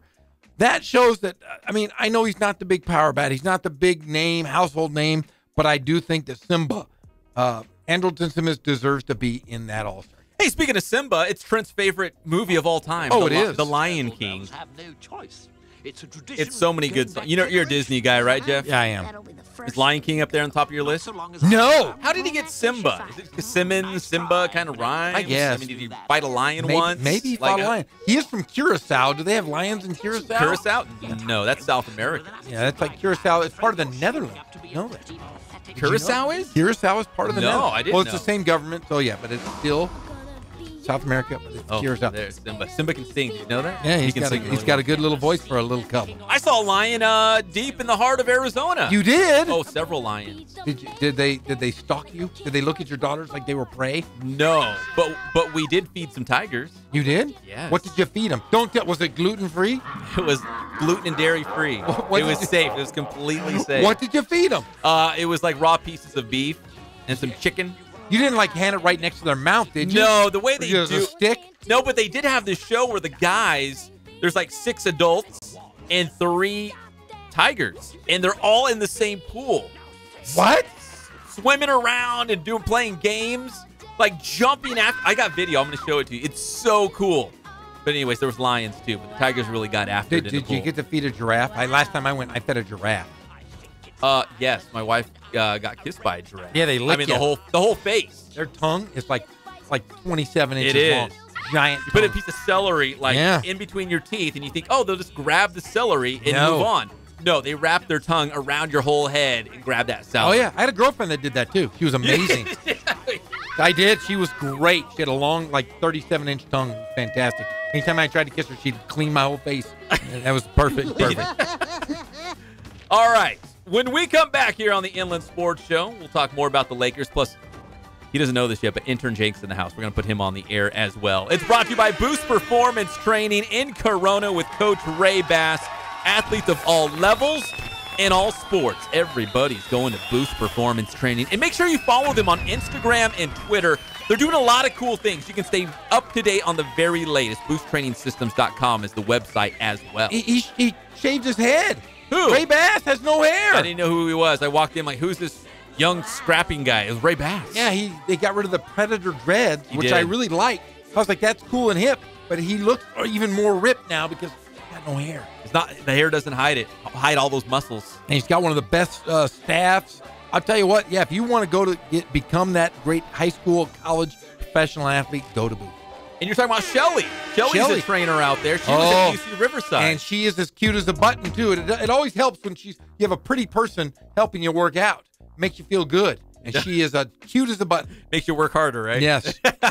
BoostTrainingSystems.com. When we come back, intern Jake is back. I feel like he was Simba. Like he left the lion's den for a while, then he came back like a grown man. He's been making pizzas. He has? Oh, he works. He's an Italian guy. He works in an Italian restaurant. For gosh sakes. We got intern Jake back with us, and also Lonzo Ball has torn meniscus? That's nothing. It's nothing? I have had knee surgery for my meniscus. It's serious. Like 4 or 5 times. You have? I have. And you're like a brand new man. I'll tell you what, I've had more knee surgeries than you can throw a stick at. But I'll tell you, the easiest is the meniscus. And that whole story is a little shady, a little shifty. We'll talk Lonzo's knees and intern Jake in the house on the Inland Sports Show, Fox Sports IE, 1350 AM.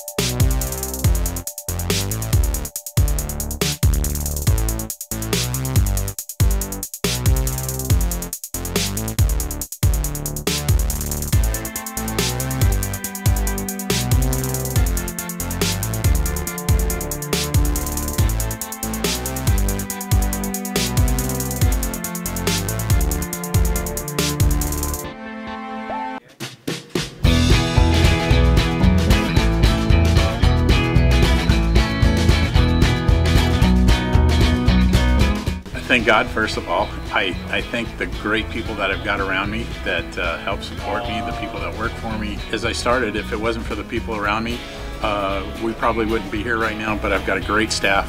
I've got great people that do stuff for us outside the store, and we've been very, very fortunate.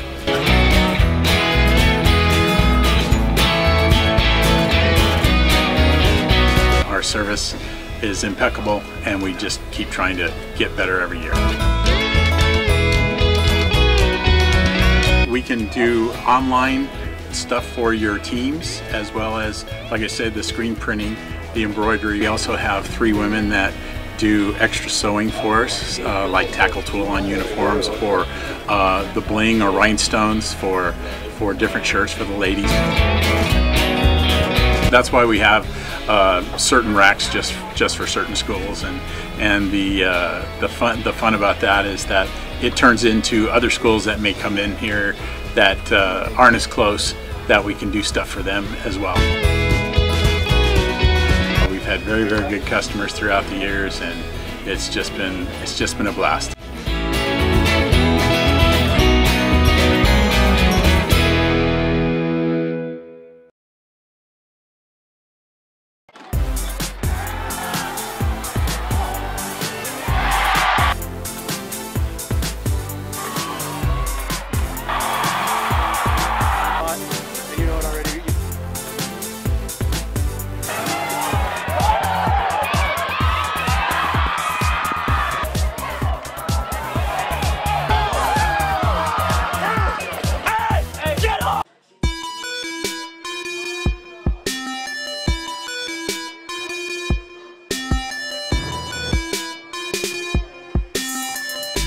I played once upon a time at Centennial High School. I was actually on the first ever CIF championship team back in 2000, and then my senior year we won it again.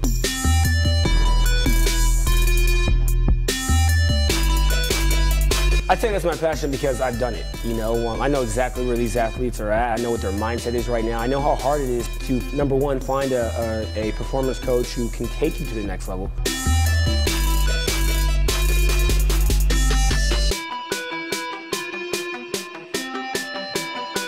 What sets us apart has to be, you know, how we work with our athletes and what we know.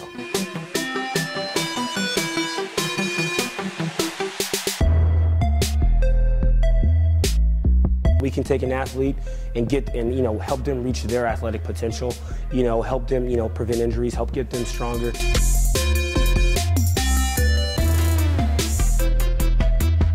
I know every single athlete who steps into this gym. I know exactly where they're at, and I'm going to progress them every week. If you're not getting results, then, you know, really what's it about? We're going to deliver something that's measurable, you know, in terms of speed, power, you know, strength, agility.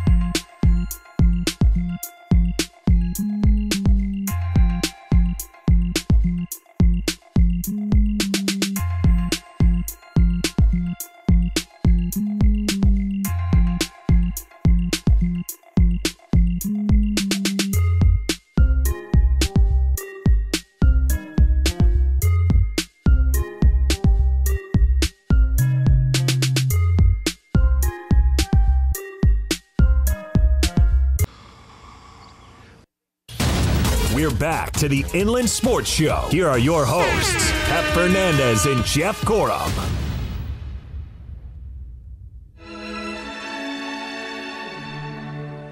Welcome back. Soft listening here on the Inland Sports Show, Fox Sports IE 1350 AM. Yeah, I'll tell you what, Pep, I'll tell you, during this past week, I've grown a lot as a person. You're a new person. You said today. Like today, Monday, yes. July 9th, you're a new man. I am a new man. You know, my middle son, Fast Johnny, just started sailing camp today. He did? You know, we joined the yacht club down in San Diego. No joke, I sent pictures. It is true. He's sailing, yeah. He has joined the sailing camp. He's a part of the Mission Bay Yacht Club. And we as a family joined. We're a very tight-knit family. You know me. Got a little bit of money set aside, and so Johnny started sailing camp this week. No!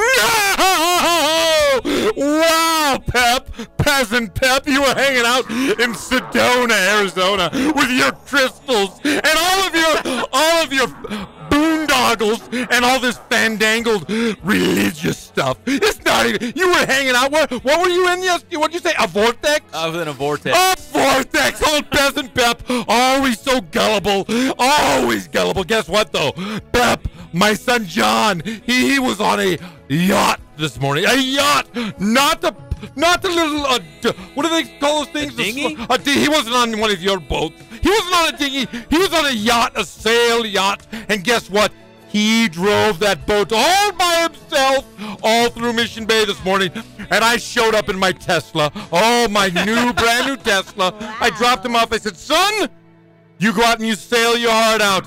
And then I would like for you to catch me some lobsters. I would like fresh lobsters. And then if anybody, any adult or anyone doesn't call you captain, Captain Gorham, you put them straight on their butt. You punch them straight in the face. Do you understand me, young man? And he said, yes, Dad. So, yes, he went out on his first day of yachting school, and I'm not kidding. It was fantastic. I can see his future. He's going to be a doctor. He's going to be a lawyer. He's going to be a Fortune 500 CEO. Oh, the glory of the Gorhams.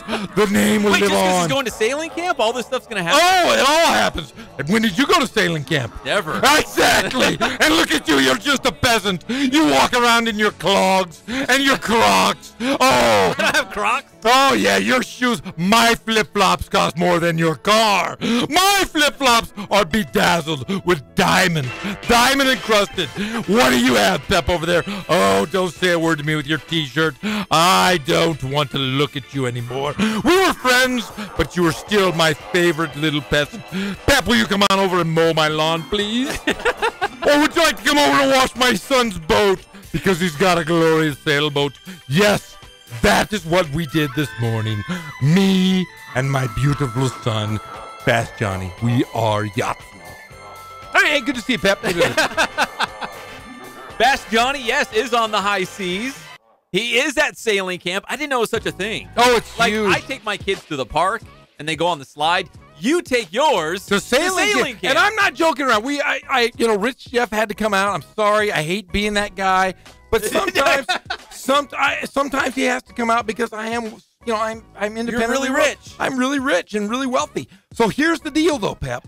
When I got married to old Smetty Smed several years back on a yacht, we got married. You got married on a yacht. On the same boat that Beyonce's mom was married on. But we got married first, so it was our boat. It's royalty. But here's the deal. When she was pregnant with Fast Johnny, she said to me, we're going to put him into yachting school. Because my wife... That was her dream? Oh, she's pretentious as hell. We all got dreams. Yes. My wife is the most pretentious lady you've ever met. Really? Oh, she only drinks... She drinks... Hey, she put her pinky out when she drinks? And then, most people drink out of those red Solo cups? Oh, yeah. No, she has a crystal Solo cup. A crystal Solo cup. It's not fancy. Red. But, yeah, she's always fancy. She's fancy. And she did say when she was pregnant that when Johnny was of age, which is 5 apparently, I didn't know they had a yachting school at 5, but he's going to sailing school. She has fulfilled her romantic dream for our 5-year-old. And remember, we got Connor's Mr. Boy Scout. Yeah. And Luke's 1, but I'm telling you what, he'll be doing, I think maybe archery camp would be great for him. That's kind of pretentious. Wouldn't you say bocce ball, like lawn bowling. Oh, yeah. See, we have a bocce ball court, so it doesn't matter. The grandparents have a bocce ball court, and we're all professionals at that. We need something new. Polo, not water polo. Polo on horses. Oh, see, if she's listening, if Smetty Smed is listening right now, I'm telling you, you just the got... sport of kings. The sport of kings. You just... Highlight. Highlight. That's a crooked game. I went to Mexico. That's crooked. You got robbed in Mexico playing highlight? No, but it's all fixed. All the highlight stuff is fixed. But I will say this: if Smetty Smed heard you say polo with the horses, then that means not the water. That not means the pools. Luke, baby Luke, will be a polo player. Before you know, he will be royalty, and he will be part of the Rich Jeff family.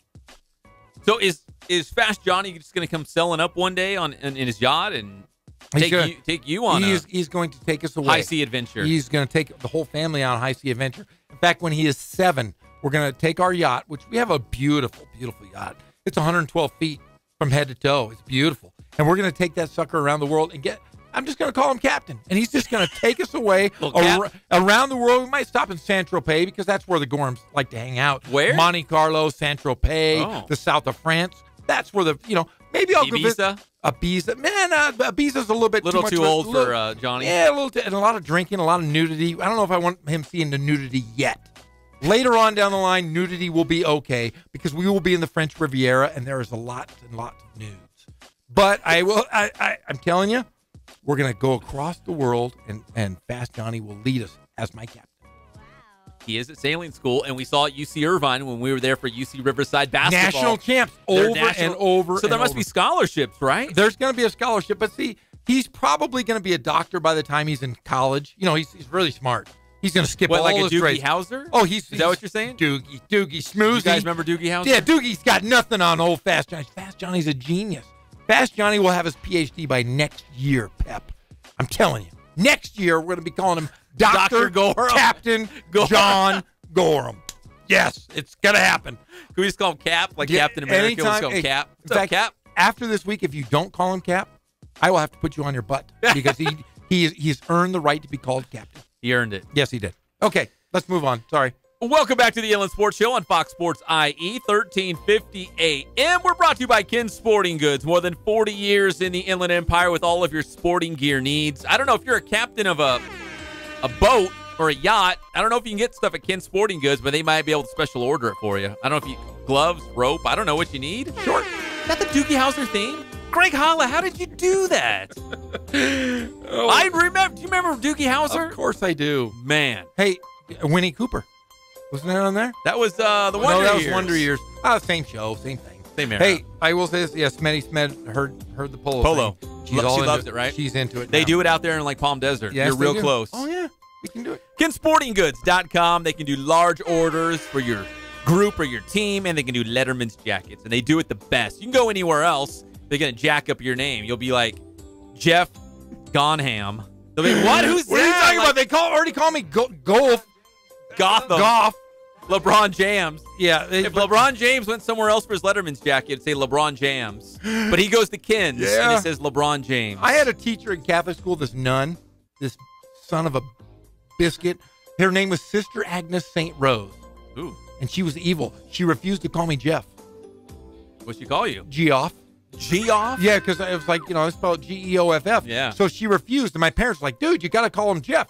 No, I don't. It's Geoff. So I literally had to kill her. Geoff Gotham. I killed her. I put her back in the reliquary. She's somewhere down underneath OLPH. She never, ever besmirched my name again. Holy smokes. Yeah, she called me Geoff. Yeah, go free. No, it's Jeff, my friend. Jeff, like the giraffe of the late, great Toys R Us, which no longer exists. No, sad. Well, we've been talking about the Lakers and talking about the NBA, and Lonzo Ball's got a torn meniscus. And there's reports that maybe Lonzo's camp, his people, his dad, somebody leaked out the information so he wouldn't get traded like he was damaged goods. Who would want him with a bad knee? I think if enough people have mentioned this, I believe there's a little bit of truth in everything. Like I go to my TMZ, that's my news every day. And there's always a shred of truth into all of those stories. And I think there might be a shred of truth here because what's Lonzo Ball going to do if he leaves the Lakers? Who wants him? How relevant? I don't know. How relevant would he be? I think he's a backup point guard. I think he can't shoot. He hasn't done enough this summer to prove that he wants to be a shooter. He's making rap videos and doing everything except playing basketball. I understand he's lifting weights, and that's fine and dandy, but develop a damn jump shot. Rajon Rondo is not going to be your little backup as LeVar Ball. Did LeVar Ball really say that? LeVar Ball, and I can quote this. This is what LeVar Ball said. He said, LeVar Ball talked about Rajon Rondo. He said, that don't mean nothing.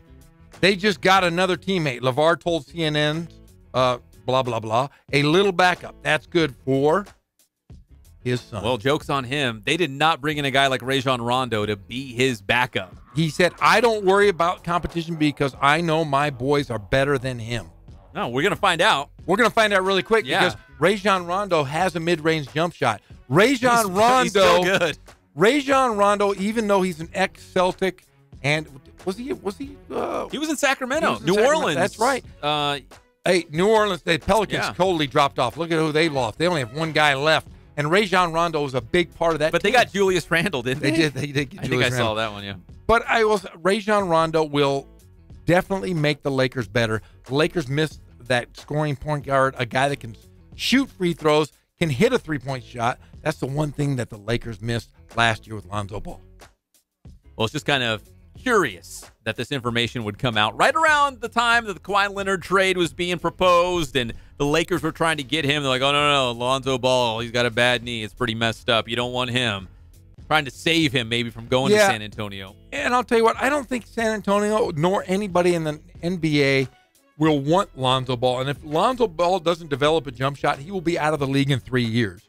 That is the thing. He's not the athlete that Ben Simmons is. Ben Simmons is a 6'11" point guard.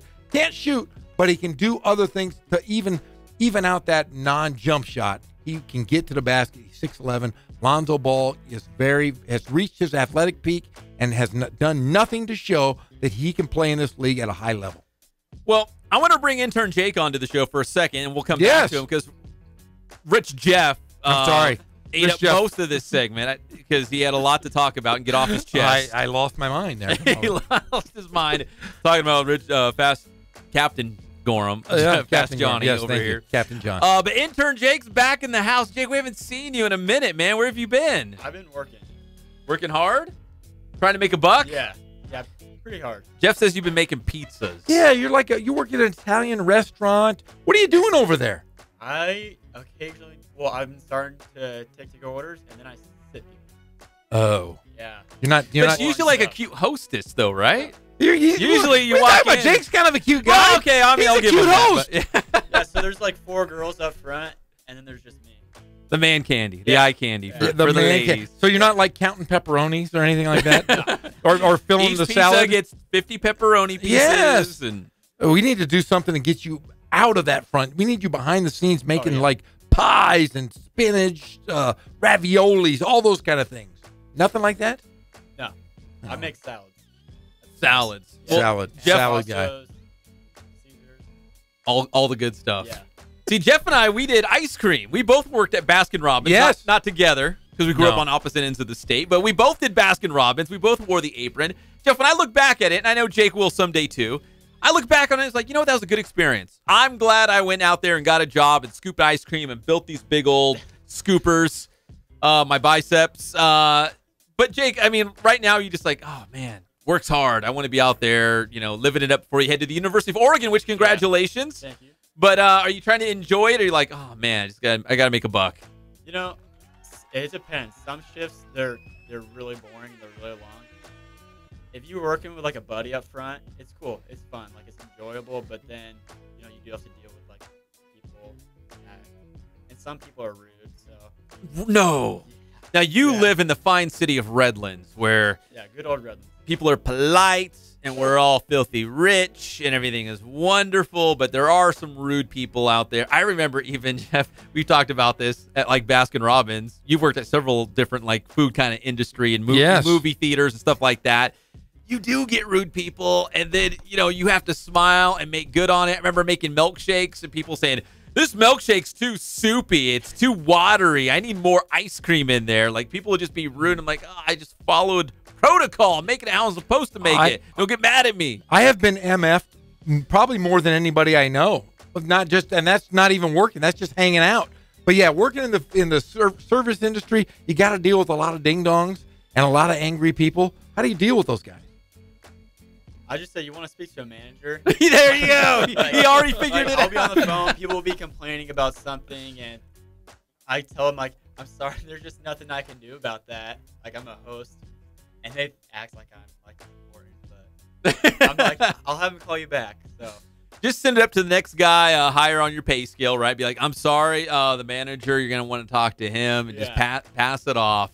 It's the easiest thing to do. Let's take a break. When we come back, we'll talk more with intern Jake. He's back in the mix. We're excited to have him. Plus, we're talking high school football. Jeff, we will talk high school football every single day. I guarantee it. We're gonna have some sort of high school football conversation every single day here on the Inland Sports Show. When we come back, we're going to talk about some of the leagues that you need to watch this season. Must-watch leagues right here in the IE. We'll be back at your favorite show, the Inland Sports Show on Fox Sports IE, 1350 AM.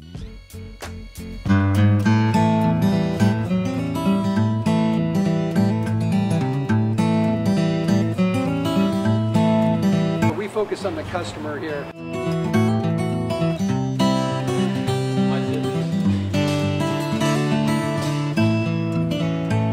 Believe it or not, that is the biggest thing for customers on an oil change. They just want the convenience of coming in, driving in, getting it done, and driving out.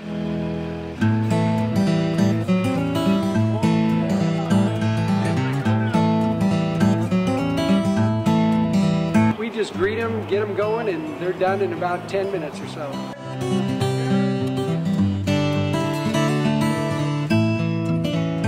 We don't push any sales on them. We do the oil change, and I think that's what sets us apart is our customer service. Vacuumed and cleaned your windshield for you as well. Everything's looking pretty good. You come into us one time, believe me, we'll spoil you and you'll be ready to come back the next time.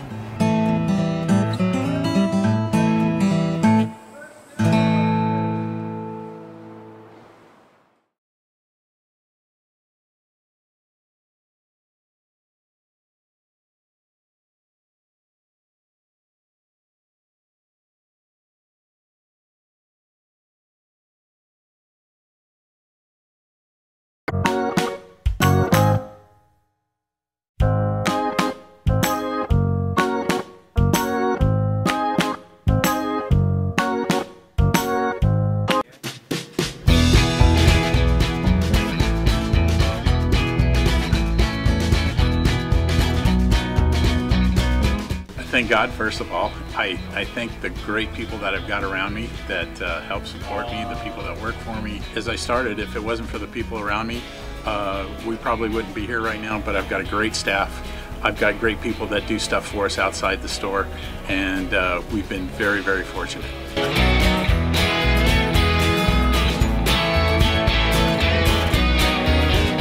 Our service is impeccable, and we just keep trying to get better every year. We can do online stuff for your teams, as well as, like I said, the screen printing, the embroidery. We also have 3 women that do extra sewing for us, like tackle tool on uniforms, or the bling or rhinestones for different shirts for the ladies. That's why we have certain racks just for certain schools, and the fun about that is that it turns into other schools that may come in here that aren't as close, that we can do stuff for them as well. We've had very, very good customers throughout the years, and it's just been a blast.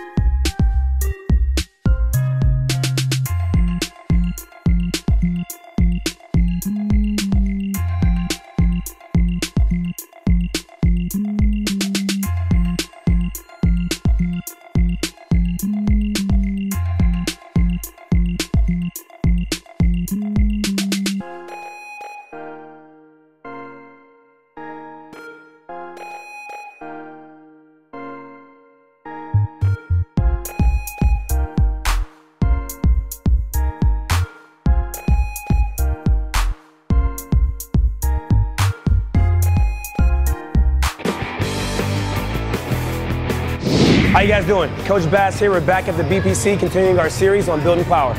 Today we're going to demonstrate a speed squat, and there's 3 aspects of this. There's a slow eccentric, an isometric, and a fast concentric. Now, concentric is going on the way up, and it's got to be fast and explosive as possible. So what Zach's going to do is he's going to get under the bar. All right, those thumbs around Zach. All right, he's going to go ahead and lift off. He's going to give me a 2-1x tempo. He's going to go down slow, pause, then fast up. Good. What I'm really looking for here is bar speed. All right, that pause. And like I said, we're working 3 different elements of strength, right? We got that slow eccentric on the way down, that pause, and then fast up. This is a great drill to turn all that strength gain in the offseason to power. So like I said, this is a great drill that actually works on 3 different aspects of strength. All right, we got that slow eccentric going down. We got that isometric pause, that fast concentric going up. So while it maximizes power, we're still hitting 3 different elements of strength. We do it right here at Boost. Today's tip is all about the speed squat, and what I want to talk about is how we progress this exercise here at Boost. So we showed you guys a 2-1x tempo that was going down for 2 seconds, pause 1, and then that fast concentric coming up. So what we'll do is over time, we'll play with the tempos a little bit, and we'll go from a 2-1-X tool, 1-1-X tempo, going down 1 second, pausing for 1 second, coming up. Or we go with an X1-X tempo with a quick eccentric, isometric contraction, and then we'll come up with the fast concentric. So a lot of different ways that we like to progress our athletes. Building strong and powerful athletes is what we do right here at Boost. Grind hard, stay solid.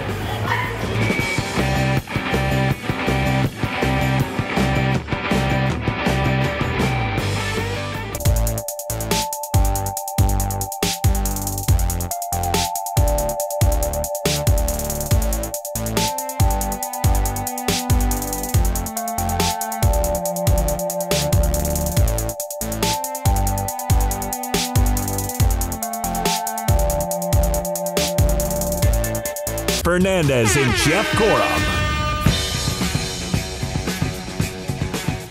Welcome back to the Inland Sports Show on Fox Sports IE, 1350 a.m. Flexing our muscles like Thor on this Monday. We're back, we're live, we're amplified, and we're brought to you by KLAA Motors in Corona, off of Temescal Canyon Road, where you can buy, trade, and finance, and maybe most importantly, we're trying to save you money. If you mention the Inland Sports Show at KLAA Motors, you will save $500. $500 off right off the top. But only at KLAA Motors, and only if you mention the Inland Sports Show. It's right there off Temescal Canyon Road. The website, CatalanoCars.com. All right, let's talk a little high school football. My guarantee, my pledge to the people of the IE is that we will talk high school football every single day. Nobody else is doing this. There's an appetite. There's a hunger for high school football. It's right around the corner. Scrimmages will be August 9th, 10th. That's a Thursday, Friday. Week 0, the week after, August 17th. It's happening. It's here. We're about a month away now. I know some teams are in dead period. Others are still doing the 7-on-7. In fact, Jeff, we're going to be down at Temecula Valley High School on Saturday for the first annual, the inaugural, the yes. Golden Bear Classic. Yes, Coach Bert Esposito has taken, he did a fantastic job at Paloma Valley for all those years, running the big 7-on-7 summer tournament, and we were always a part of that. See? So now we're going to go down and maybe a little further down the freeway, or we're going to hang out and see Bert Esposito and all of these great teams that are going to be there this weekend. A lot of Riverside teams. Yeah, we're excited. There's Ramona and Hillcrest and King's going to be there. Redlands East Valley. Ukaipa's going to be there. There's going to be a lot of good football there. And I know, again, it's 7-on-7. Don't get too excited. In fact, I saw there was a big tournament, what's called the Battle at the Beach. Yes. With Centennial High School was down there. Centennial went like 3-3. Listen, it's 7-on-7. Don't freak out. Centennial's got 2 great running backs, and they've got great linemen. They're going to run that football a lot. They're going to be just fine. And they've got like 7 great quarterbacks on their They roster. do. So it's a time really for guys to go out and get reps, and you get to see good skilled players. You get to see some formation of what they're going to run. And then other time it's just really just to kind of work out and kind of get you geared up for the play or geared up for the season. I've talked to some teams. I think maybe most notably like an Elsinore team. Elsinore loves to run the football. That's what they do. Maybe it's similar to like a Norta Vista. Yes. They run the football. You know what they're going to do? They're going to run the football. But they go to 7-on-7 because their defensive backs get all the work. They want their DBs to see a lot of passes coming their way. So not necessarily like, hey, we're going to turn ourselves into a passing team. Let's go to 7-on-7. No. It's for the defense. Yeah. It's for the DBs. They want the DBs to see a lot of those, the long balls and covering certain routes and whatnot. So that's why a lot of those teams do 7-on-7. Some coaches don't do it at all. They don't care about it. It's not real football. And that's okay, too. Yes, it is. We accept everyone. We're talking high school football. There are favorite leagues to watch this upcoming season. Jeff, I made a short list of the leagues to watch this season. Don't get me wrong. There's going to be several leagues where the league title race is going to be real juicy. There's other leagues where they're not. And you just know it. Every year, like we had Heritage in the Sun Belt League. Who never, ever lost. Never lost. Never, ever. Not one. Citrus Hill in the Mountain Pass. Centennial in the Big 8. I mean, there's certain leagues where you're like, it's kind of a foregone conclusion. You know who's going to win. But there's some league title races this year that I think are going to be very interesting to watch. Let's start with the brand new, better than ever Ivy League. The Super Conference. The new Raincross Conference has brought back the Ivy League. If you're from the area, you're familiar with the Ivy League. Then it went away. Now this brand new Raincross Conference, which features 14 teams in all, features an Ivy League. That is the top tier for their division, for their conference. It's going to feature Heritage, Rancho Verde, Paloma Valley, and Valley View. Jeff, of all the leagues, A, I'm excited just to see the Ivy League back, but B, that's some serious high school football. Yeah, because now you're looking at, Heritage is going to be playing big dogs every single night with Paloma, Rancho. Those teams right there are pretty darn good. We could finally see, and I hate to say you can never bet against Coach Broach, but we could see a time where Heritage could lose a league game because those are four incredibly tough teams in that division. Well, Pete Duffy is back at the Rancho Verde. We saw what he did last year at Marietta Valley with their Spiker offense was fantastic. And Bachmeyer, great tandem, and he is an offensive mind, and they could. He led Rancho to a CIF title not too long ago. Coming back, and 7 years ago, we saw Rancho Verde last year had almost everybody coming back. Yeah, so, quarterback's back, the running backs are back. Jefferson, and who was the other guy? Was it Ugorji? Ugorji. Yeah. So I mean, they're going to be legit. Ivy League is going to be a lot of fun. And if I don't have the schedule in front of me, but I believe Heritage and Rancho Verde play the final week of the season. That's not by accident. That is set up to be a league championship game, and I think it will be for the Ivy League.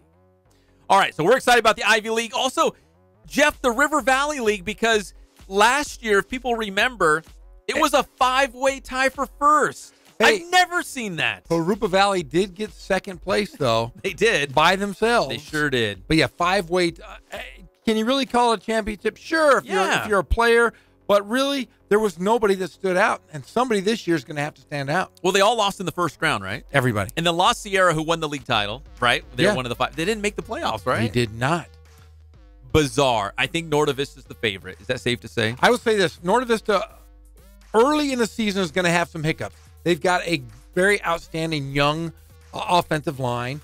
All sophomores. They have 4 guys up front that are sophomores, but they're big and they're huge. But there's a couple names, though, that are going to be familiar to you. Malesio, the younger brother of Eric Malesio, Chris Malesio, is back. But there's also a freshman that's coming in this year that we're all going to know. Really? The young Freddie Holly brother is going to be a freshman and will be playing backup to Malesio as a freshman. We will see Norte Vista will be better as the season goes on with those young sophomores up front, and they are huge up front. But I will say this. There is a dark horse I think is going to be very good. You could say Harupa Valley. No, you could say Harupa Valley. You could say Hillcrest. You could say everybody. But no, I think La Sierra is going to be very good. They have all their skill position players back. And last year, their running back, I can't remember his name, played the first 5 games, sat out the next 5. Oh, goodness. There was 2 guys who ran the rock. And he is back next year, or this upcoming season, and he was phenomenal. I wish I had the kid's name off the top of my head, but was very, very good. I'll look it up. They've got great skilled guys, so look at La Sierra to possibly give Novi a run for their money in the River Valley League. And one other league to keep an eye on, I'm excited about the Mountain Pass. Citrus Hill's the big dog to beat, right? They dominate the Mountain Pass League. But now Jeff Steinberg is at Beaumont High School. He's won everywhere he's gone. In fact, Jeff Steinberg's in Canada right now, but when he comes back, he's going to do the show. He's won everywhere he's gone. I don't think Beaumont will be any different. And then the one coach who gave Citrus Hill problems in league play was Dennis Gregovich. Now he's the offensive coordinator at Hemet High School. He has moved over. The Mountain Pass League I think it's going to be a battle. It's going to be the black and blue division of high school football. Beaumont, Hemet, Citrus Hill. I think it's going to be some great football. That's going to be fun to watch, the Mountain Pass League this season. Can Citrus Hill stay on top with Gregovich now running the offense at Hemet and Jeff Steinberg? Again, he wins everywhere he goes. I think he's going to be a winner at Beaumont too. I don't know. We'll have to see how quickly this turns around there for the Beaumont Cougars. Yeah, I would have to say there is no way in heck that Steinberg would not take a job if he didn't think he could win. He's won everywhere he's been, and Beaumont is loaded with talent. We've seen it the last few years, and now they're going to mature under this great, a great coach who we've seen over the years.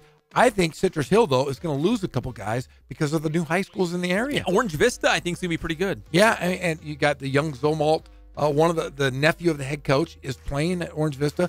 So you're going to see guys that normally would go to Citrus Hill are going to start going to these other schools. think you're exactly right. Orange Vista is going to turn into a really good team really fast. All right, make sure you follow at Inland_sports on Twitter and Inland Sports Show on Instagram. You can send us your takes on your favorite league title race. I know it's early, but we want to hear from you anyways. Best teams, best players, best league title races here in the IE. When we come back, Intern Jake, he's still here. We're going to go back to Intern Jake. We're also going to talk about more about LeBron James. He has a brand new mural in L.A., and Laker fans ruined it. What? We'll talk about that. It's the Inland Sports Show on Fox Sports IE, 1350 AM. And here's something else, Bob. I have 8 different bosses right now. I beg your pardon? 8 bosses. 8? 8, Bob. So that means that when I make a mistake, I have 8 different people coming by to tell me about it. Inland Empire.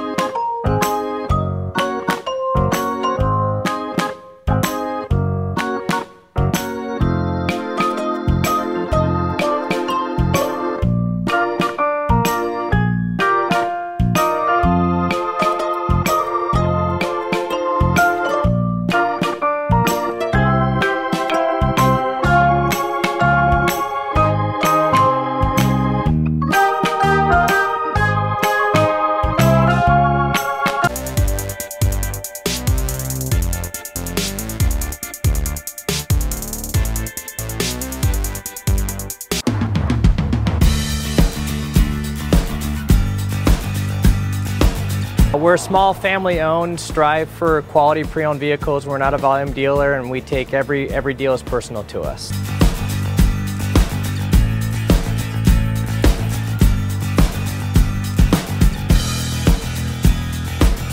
We're a low-stress environment. We're not a pressure sales house. If you want to shop us, you're more than welcome to shop us. We have, like I said, great rates, competitive financing, a lot of one-owner, clean Carfax, clean title vehicles. As you see, we have Carfax everywhere. That's most important to us, to educate our customers before they make a purchase.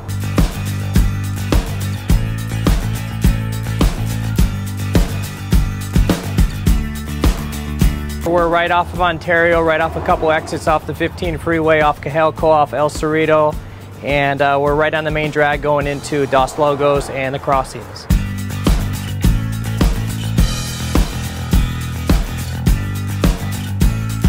We have great financing, we have great lenders that we're using. We do buy, sell, trade, cash for your car. Whatever we need to do to help accommodate the customer, that's what we're here for.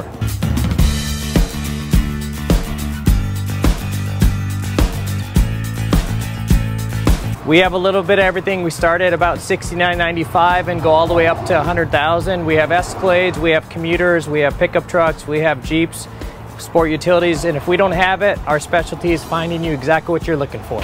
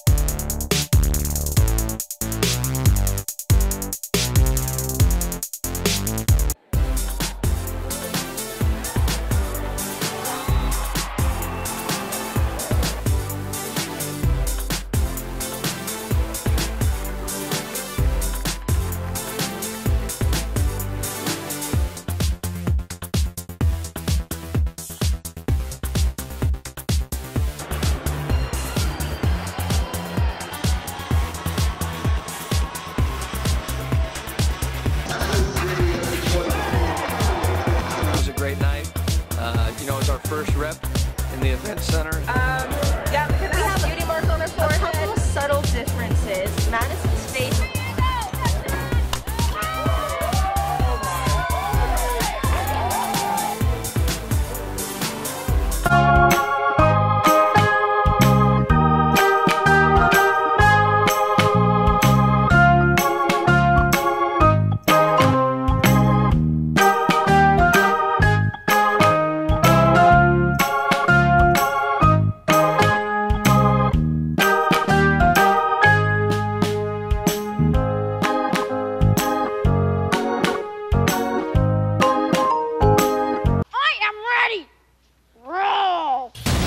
We're back to the Inland Sports Show. Here are your hosts, Pep Fernandez and Jeff Gorham. Welcome back to the Inland Sports Show on Fox Sports IE, 1350 AM. We are here every single day, live and amplified from 3 to 6 p.m. We're brought to you by Spoiled. Quick, quality oil change. You guys know the place off there, off of Alessandro Boulevard, smack dab between Riverside and Moreno Valley. It's right around the corner from you. You know you need your oil change. In fact, you're probably overdue. I'm overdue. I went to Arizona and back. I'm overdue, and I'm going to Spoiled. Quick quality oil change off of Alessandro Boulevard. In fact, Jeff, Greg Holla, intern Jake. So here's the deal, and Jake will understand because we're both Redlands guys. I get back from Arizona. It's late. I'm tired. I spent a good part of a week going to Montezuma's castle, hanging out at Tuesday Goot. All kinds of stuff. Tuesday Goot. So I get back in my house, and there's a huge spider. What? Huge. It's called a scorpion spider. Whoa! AKA the camel spider. How did Google you it. I didn't think those were around. You saw one of those in your house? In fact, we saw two. Two? Dude, we what got do you do? Did you call somebody to come get your house? We got the pest guy coming. And if I can go full disclosure here, because we're all friends on the Inland Sports Show, I love everybody out in the Inland Empire. Yeah. Holy cow, those things are scary. If you're near Redlands, hold it down out there. There's spiders, and they're all out there. So here's the deal. So that first night when we saw those spiders, of course, I've got a house full of women, so everyone's screaming. So I just go over there and step on it real quick and smash it. Did it hurt your foot? No, but one day I did have just socks on. Oh. So I saw the night of and then the morning after, the day after. Oh. So, and I just stepped on it. But, so that first night, I had myself, my wife, and my two girls all on one bed because nobody wanted to sleep anywhere in the house. Good golly. And you did the same thing. Oh, yeah. You know what it's like sleeping in a king bed with, your wife and your kids. It's a mess. I did that at Knott's Berry Farm. It was crazy. I had a kid picking my nose. Yeah, it was horrible. Ugh, it's uncomfortable. You wake up with a crick in your neck. It's awful. But here's where it gets good. I killed the spiders. All right. We sprayed around the house. The pest guy's coming back out. Shout out to Dan out there, big Cajon High School football fan. But here's the deal. Now, this is what I want to get to if you guys have heard about this. So my wife went on, I think it was Amazon. She found it online. There's these little boxes. Stop real fast. Stop. Don't tell me you have them. I bought them this week. Didn't. Yes, I did. No, I swear to you. You plug them in and it's supposed to keep the bugs at bay. Yes. I bought 3 of them. I literally got 5. Yeah, they don't do a damn thing. I was really depressed. Do me a favor, though, because there's settings, right, on the side. Do you see that? Yeah. I'll take you a picture and show you I bought them, yes. Do me a favor. So we got them, and my wife's like, we got to plug them in all over the house. There's different settings because there's the, there's the electromagnetic wave. There's like for rodents. They have all kinds of different. Yes. For the rodents. Yeah. And then there's some other like ultrasound wave that keeps away like the spiders and the ants. So we plug it in, and immediately, Jeff, I've got ants all over my bathroom. Like, no lie, our house was fine. We plugged this in. 10, 15 minutes later, there's ants all over my bathroom. Like, they heard the waves, and they're all running for their lives. Well, that's what happens is, see, I bought them to get rid of my ants because I came home from our vacation, and it was hot out there. And it was the water. It's hot. They showed up in our bathroom, and so I was like, oh, no. So we cleaned them up. The next morning, they showed up on the countertops of our kitchen. So I'm like, better not get to the pantry. If it gets to your pantry, it's over. All your food is gone. So I went out and I bought your food. I bought I do. So I bought all these little glue things or these little things that kill the ant stuff. And then I saw the electric things in the store. I'm like, I'm going to buy those things. That's so funny. We did not have this Not conversation at all. before we went on the air. No. I'm going to get a picture just to prove to you that we bought I'm going to them. do it too. But do me a favor. So we plugged them in and we put it on. I'm trying to remember what the settings were on the side of these little boxes. One was called a variable setting, and there was another setting.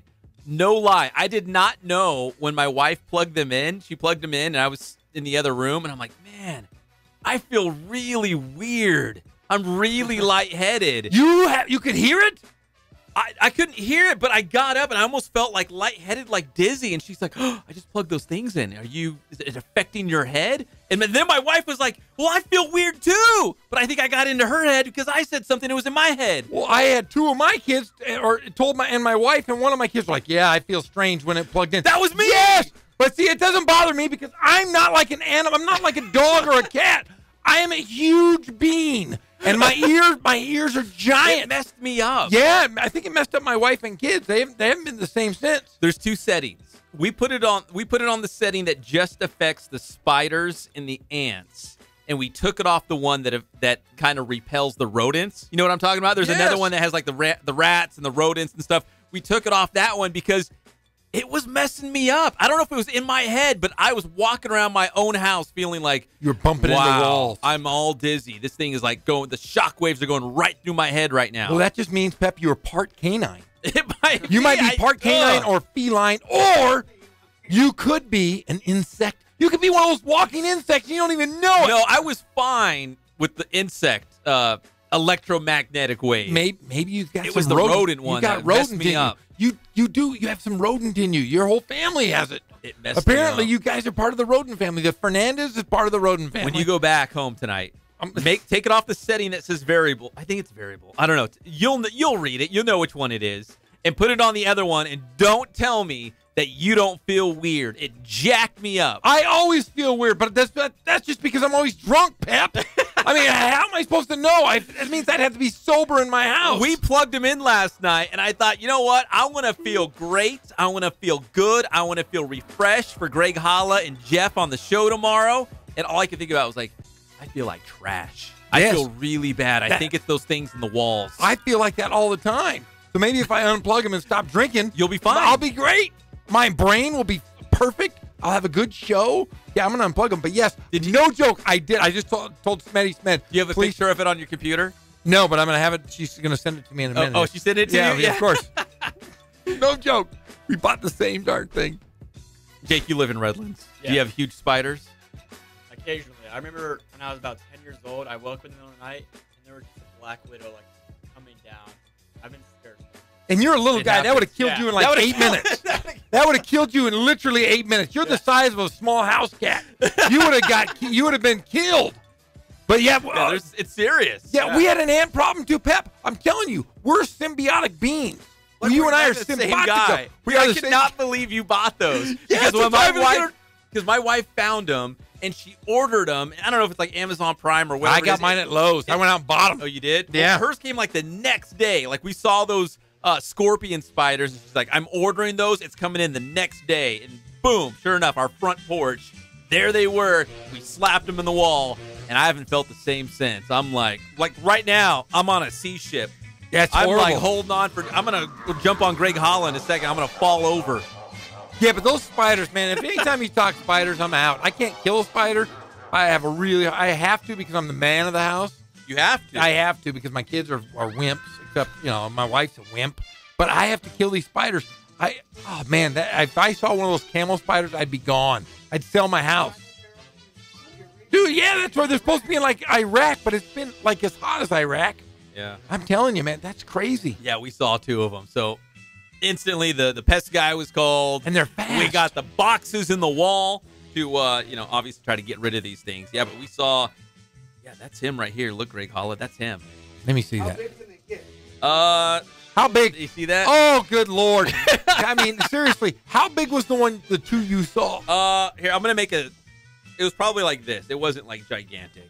But it's still big enough to like crawl on you and give you the heebie-jeebies. The first one we saw was in mine and my wife's bathroom, which is kind of scary because that's like deep into the house. Did you look under your bed? You should. We looked everywhere. If your wife's listening, I want her to think about this, and you're gonna thank me, Pep. She's gonna cuddle with you. Just say, hey, there could be a bunch under the bed. No. Yeah. You know what she'll make me do? Go buy a hotel room. Oh, that's what she'll make me do. Okay, never mind. And then we found one right by the front door. So I told my girls, I'm like, hey, you know what? It probably just snuck in the front door when we opened it. Yeah, they're like scorpion spiders. They're camel spiders. Yeah, that's not good. That's my hand. That's probably Jake's hand. That's what's going on in my world. Oh, yeah, that's bad. I just had ants, but I plugged those things in, and apparently it just disorients them, so that's why they were everywhere. Camel spiders eat or chew on people while they sleep. Their venom numbs the area so people can't feel the bites. Camel spiders are not venomous, and though their bites are painful, they are not deadly to humans. Well, that's the good news. Hey, that's always good. No, that's why we bought the boxes. So if you guys see me like stumbling in the hallways, because I'm doing it for my family. The boxes have to stay in our house. We've got to get the camel spiders, the scorpions out of the house. So we're going to keep the boxes. The electromagnetic waves are going to be flowing through our house in Redlands. But I'm going to be walking sideways and like throwing up because I'm going to be so sick. You're gonna have vertigo in your house at all times. It's still better. Vertigo is way better than any kind of spider in your house. I'll do it. That's how much I love my family. So Jake, you're a Redlands guy. Watch out. They're coming. Oh, yeah. They're coming for you. All right, when we come back, man, we didn't get the LeBron's mural. We will get the LeBron's mural. Somebody built a beautiful Lakers LeBron James mural. And what Laker fans do? Besmirch it. They trashed it. Oh. We're going to talk about that. And also the Major League Baseball All-Star teams have been set. And right around the corner at 5:30, the great Mike Lindskog. We'll be back. It's the one and only Inland Sports Show on Fox Sports IE, 1350 AM.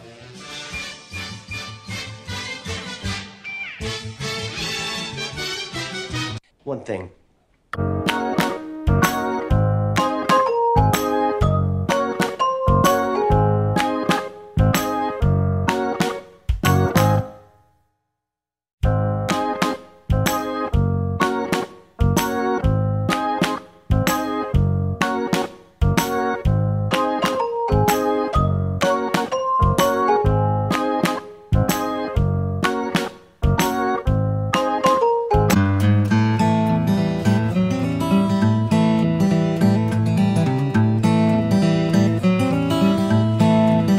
Focus on the customer here.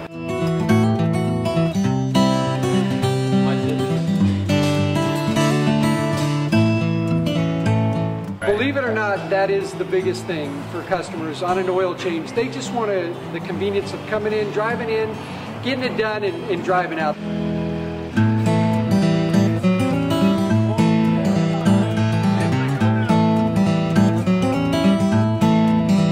Just greet them, get them going, and they're done in about 10 minutes or so.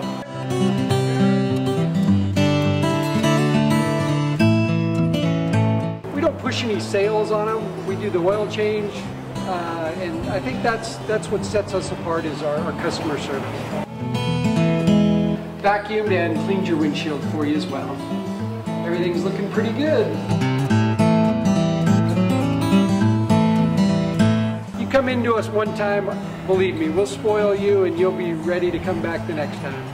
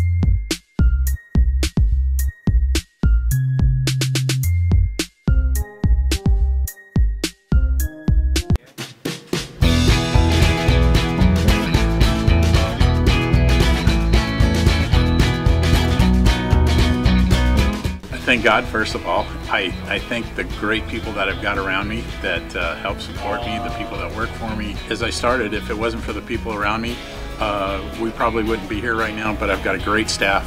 I've got great people that do stuff for us outside the store, and we've been very, very fortunate.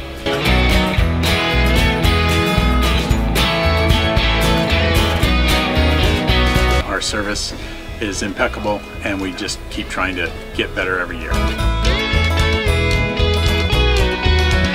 We can do online stuff for your teams, as well as, like I said, the screen printing, the embroidery. We also have 3 women that do extra sewing for us, like tackle tool on uniforms, or the bling or rhinestones for different shirts for the ladies.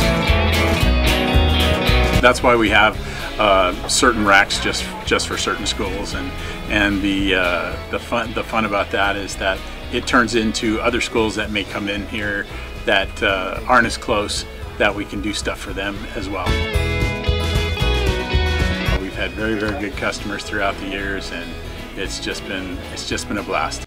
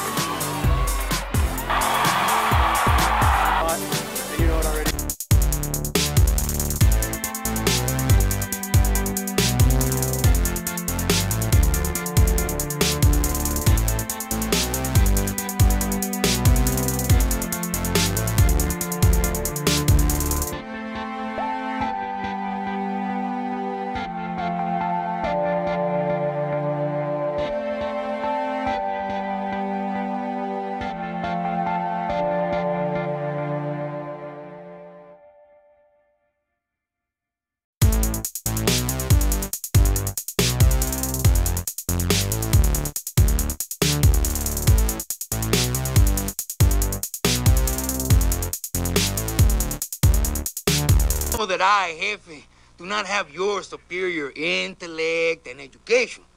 But could it be that once again you are angry at something else and are looking to take it out on me? We're back to the Inland Sports Show. Here are your hosts, Pep Fernandez and Jeff Gorham. Welcome back to the Inland Sports Show on Fox Sports IE, 1350 AM. Lakers, Dodgers talk coming your way, and the Quakes, the hottest team in all the California League, and it's brought to you by Ken Sporting Goods. More than 40 years in the IE. 1976 was the year, and an Inland Empire tradition was born. A tradition unlike any other. Ken Sporting Goods. All of your sporting gear needs. Baseball bats, soccer cleats, batting gloves, maybe just shoes to run in, maybe just shoes to look cool. Ken Sporting Goods. And Letterman's jackets. Right there off the 15 freeway in Norco, or KenSportingGoods.com. We love you, Ken. Hey, did you hear the Angels versus Dodgers game on Sunday, the Freeway Series, which Shohei Ohtani hit the game winner, right? Yes. Hit home run in the 7th. The highest rated Major League Baseball game, regular season game in LA market history. Boom! Mike drop. Dude. Do you know why? Star power, right? Yeah, Mike Trout. Mike Trout, Shohei Ohtani, the Dodgers playing better. It was the highest rated regular season game ever in the city of Los Angeles. Nobody cares about the Dodgers. It's all Halos, baby. Freeway Series champs. They just won 2 of 3, buddy. Red hot. No, not really, but they're back in it. But now the Oakland A's are in the mix. Where did Oakland come from? Now Oakland's good. I don't know, but how the heck is how is Seattle 11 games ahead of the Angels already? That's ridiculous. They're Seattle, good. It's a dreary town. Dreary, my friend. Robinson Cano got hurt, and they got good all of a sudden. It's weird. very, very strange. All right, again, the Major League Baseball All-Star Game is next Tuesday, July 17th in Washington, D.C. We got Matt Kemp, and Kenley Jansen, third All-Star Game appearance for both those guys from the Dodgers. And, of course, Mike Trout, his 7th All-Star Game for the Halos. And, Jeff, among the starting players in the All-Star Game for the American League, he's the longest tenured. Like, Mike Trout's no longer the young guy around. He's like one of the veterans.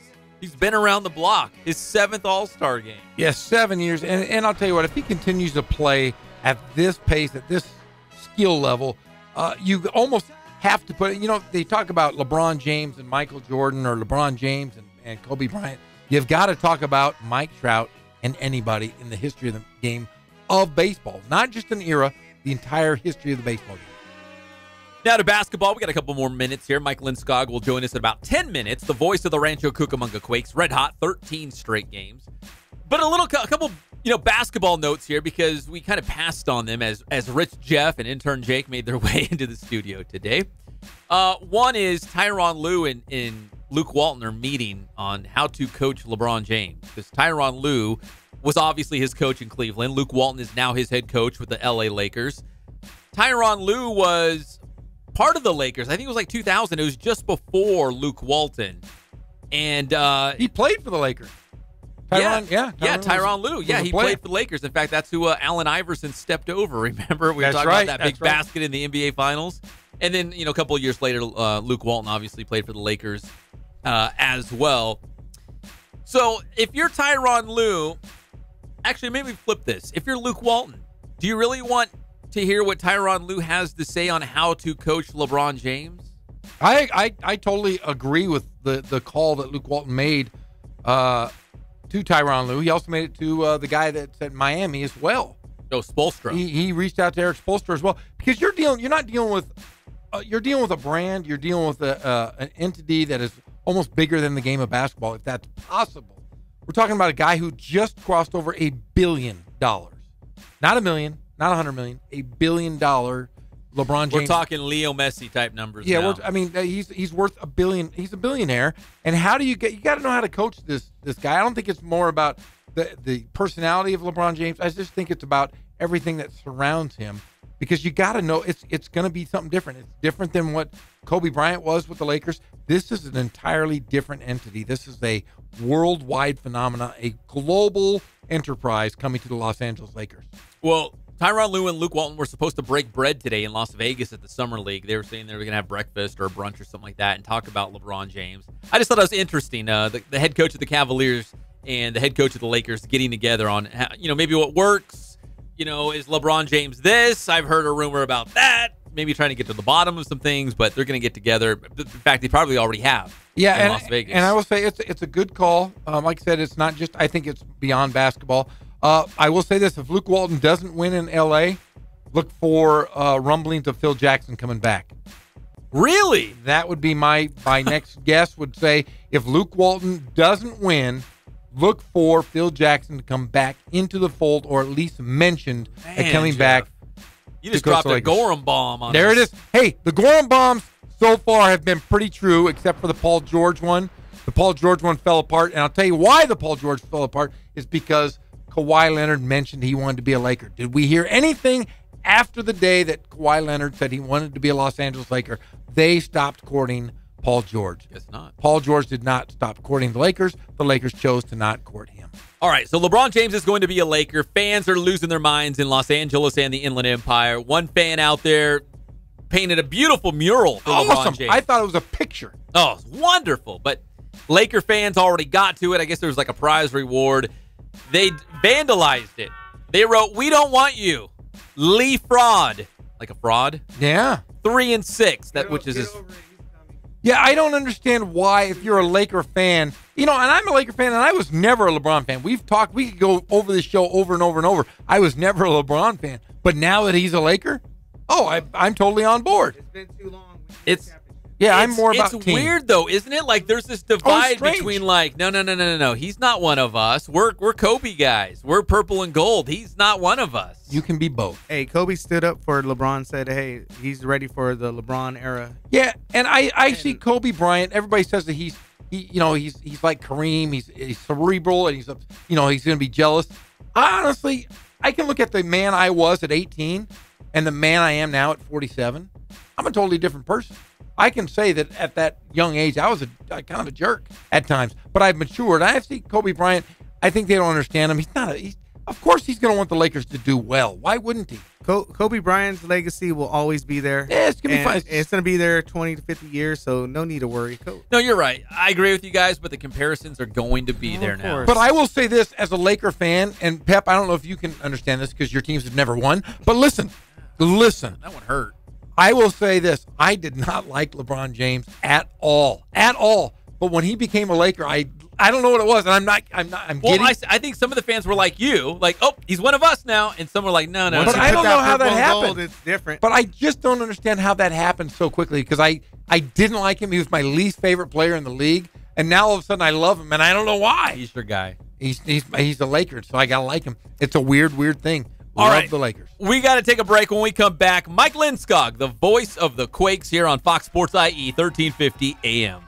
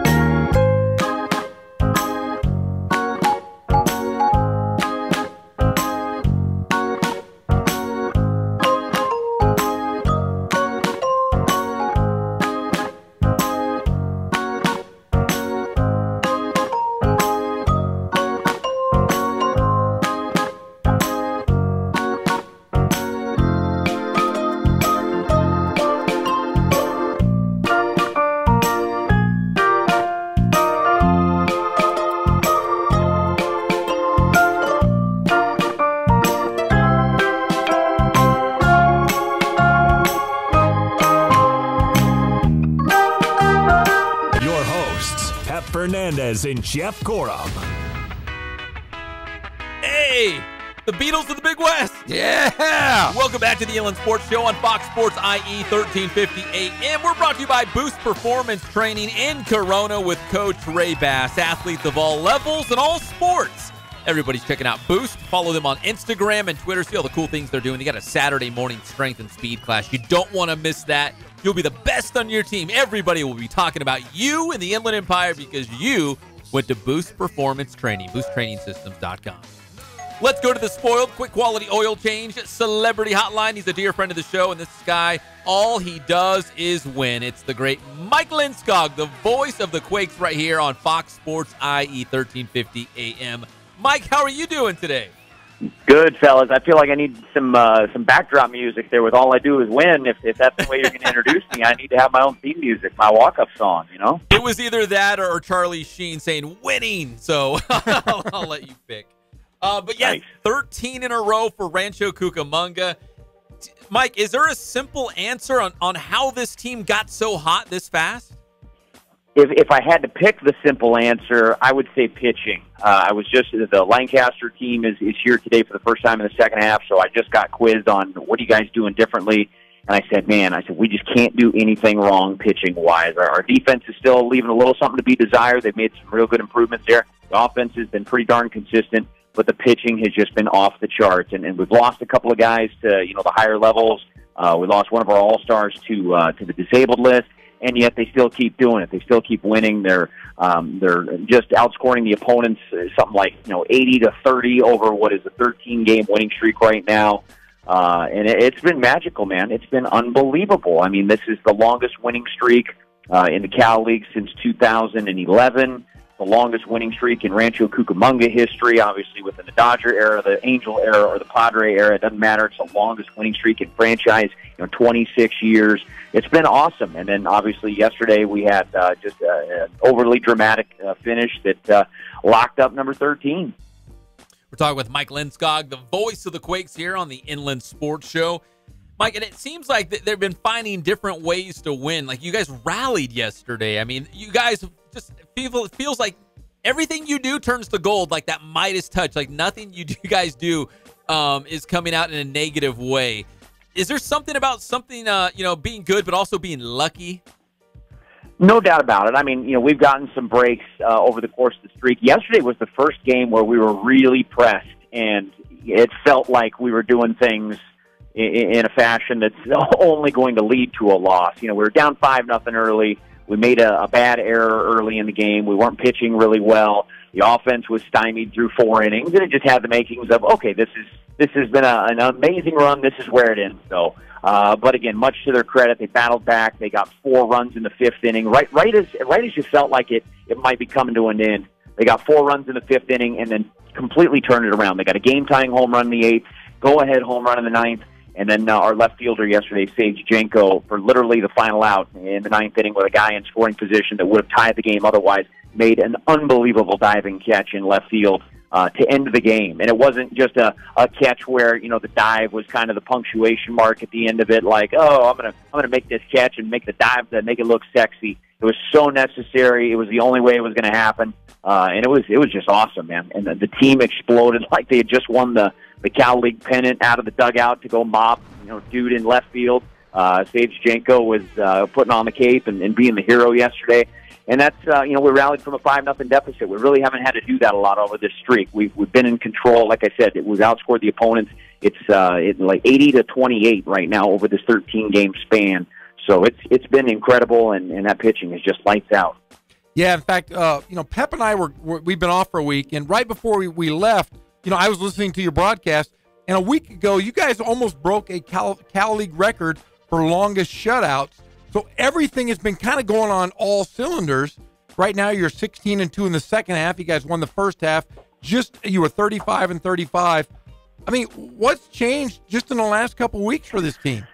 That's a good question because honestly, it hasn't been like, we've gotten a guy from low A or a guy down from double A and it's been like, oh, that's been the staple. That was the point where we got it turned around. Minor league baseball, we always talk about it. It's about development. And, earlier in the season, I wasn't afraid to say, we were underachieving. We had a lot of talent on this team, but the wins weren't coming, and guys weren't quite playing up to snuff and up to their potential. And there's still a couple of guys that aren't quite there yet as far as, figuring it out and making all the adjustments necessary to succeed at this level. But there's definitely enough guys that have made that, and more or less, most of them have been pitchers. And so, as you referenced, we went through a streak where we actually had 3 straight shutouts. That's actually the first 3 games of this 13-game winning streak we had. We had 3 straight shutouts. That's never been done in the California League before, and we were only less than a full inning, like 3 outs away from establishing the all-time California League record as far as consecutive innings pitched without allowing a run. We fell like 2 outs or 3 outs shy or whatever it was of the record. So it's that's the evidence right there. It's been unbelievable. Guys are finally coming into their own pitching wise, and the offense has been very steady during this streak. And to finish the half at 35-35, and again, the way the minor league system, or the season rather, is broken up into 2 halves, I think some people were kind of rolling their eyes at, wow, 35-35 is good enough to win the first half. Man, that's a really down division. And there's some substance to that statement for sure. I mean, you'd obviously like to be over 500 and first half division champions. But man, if they've made up for lost time for sure, because now they're 14 games over 500. Just several weeks into the second half, so they're killing it right now.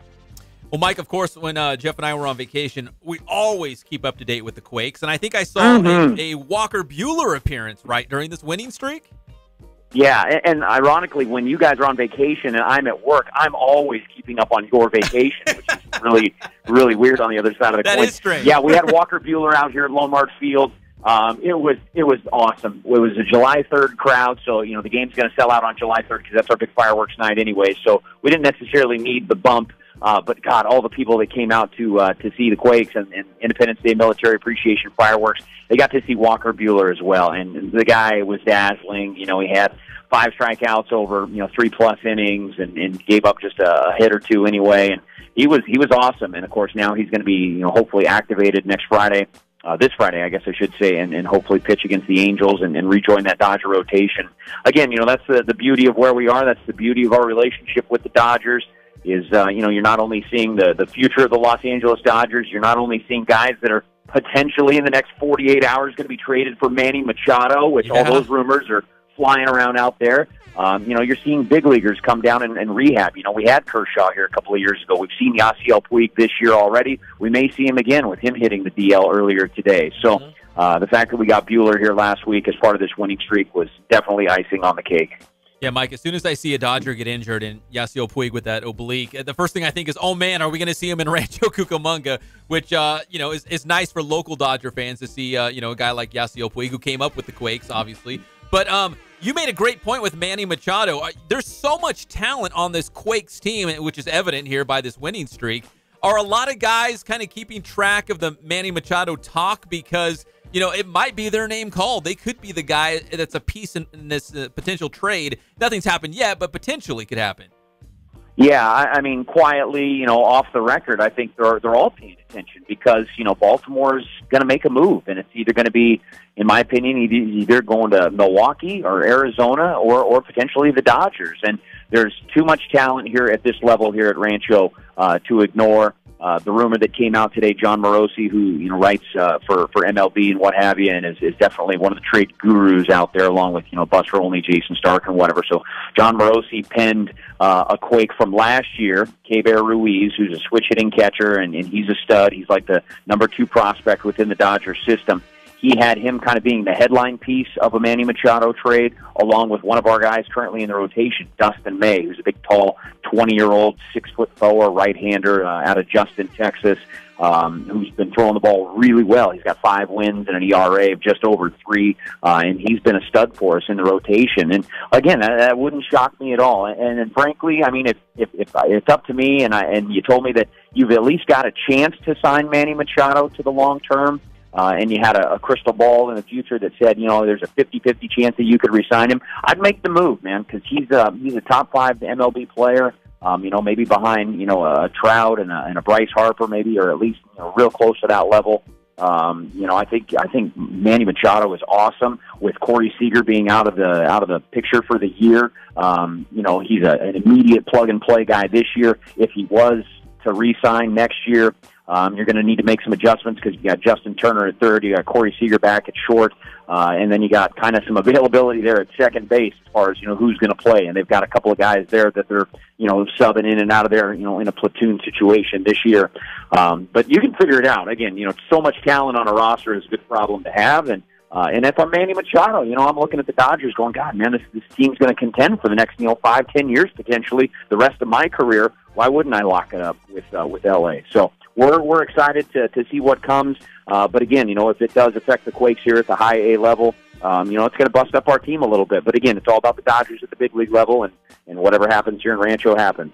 Well, it's just another good reason to listen to Mike Lindskog every single game for the Quakes here on Fox Sports IE 1350 AM, because if it goes down in the evening hours during the game, Mike will have it first. Mike, we always appreciate the time, and let's make it, 14 in a row tonight? That's crazy. Yeah, we're opening up a 4-game series at home here tonight against Lancaster. Thank gosh that the weather has cooled just a little bit. I know when we were out of town in San Jose, it was like 115 degrees down south, so we're lucky we're opening up a homestand tonight, and we're temperatures in the mid-90s, so we're excited. We got Monday, Tuesday, Wednesday, Thursday action here at Lone Mark Field. Come down and see us. We're on at 7 o'clock tonight and for the next 4 nights.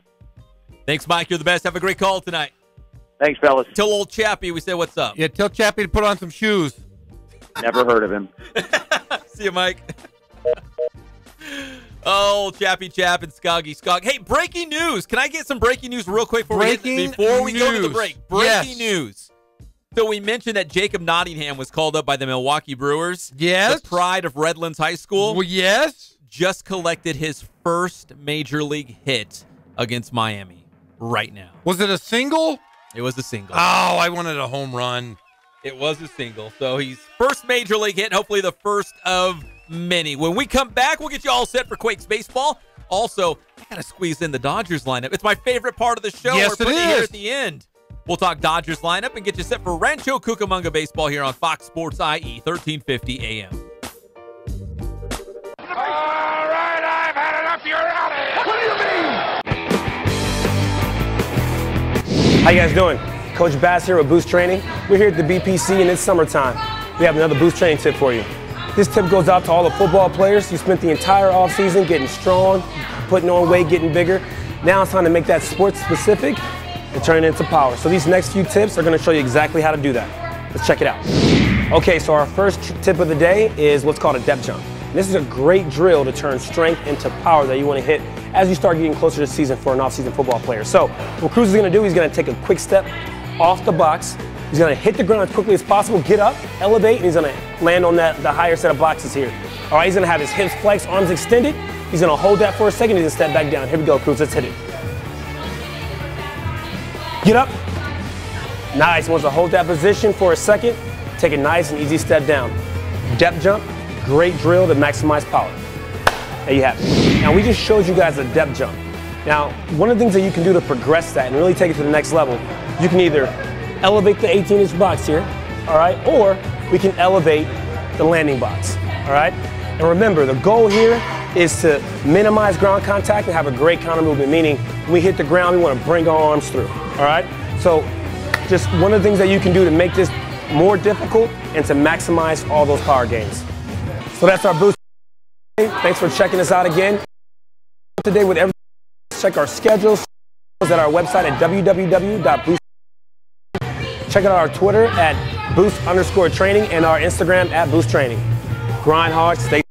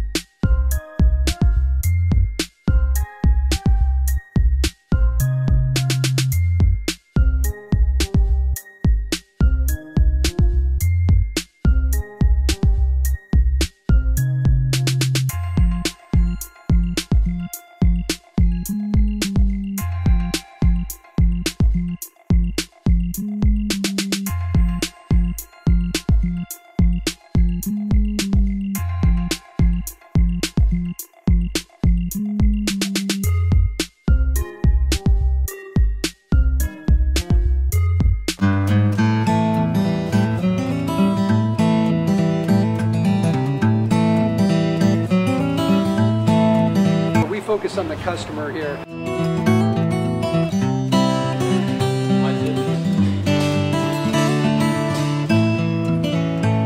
Believe it or not, that is the biggest thing for customers on an oil change. They just want the convenience of coming in, driving in, getting it done, and driving out.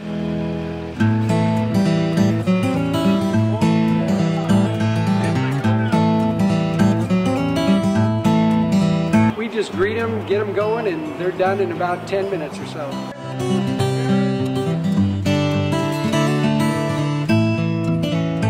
We don't push any sales on them. We do the oil change, and I think that's what sets us apart is our customer service. Vacuumed and cleaned your windshield for you as well. Everything's looking pretty good. You come into us one time, believe me, we'll spoil you and you'll be ready to come back the next time.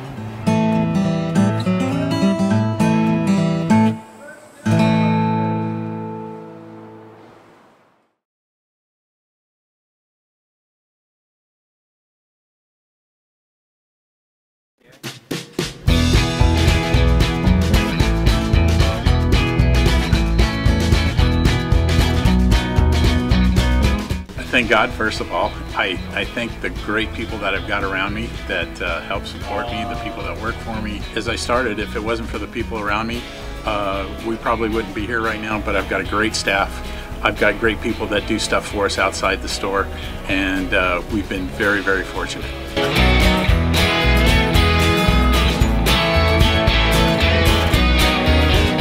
Our service is impeccable, and we just keep trying to get better every year. We can do online stuff for your teams, as well as, like I said, the screen printing, the embroidery. We also have 3 women that do extra sewing for us, like tackle tool on uniforms, or the bling or rhinestones for different shirts for the ladies. That's why we have certain racks just for certain schools, and the fun about that is that it turns into other schools that may come in here that aren't as close, that we can do stuff for them as well. We've had very, very good customers throughout the years, and it's just been a blast.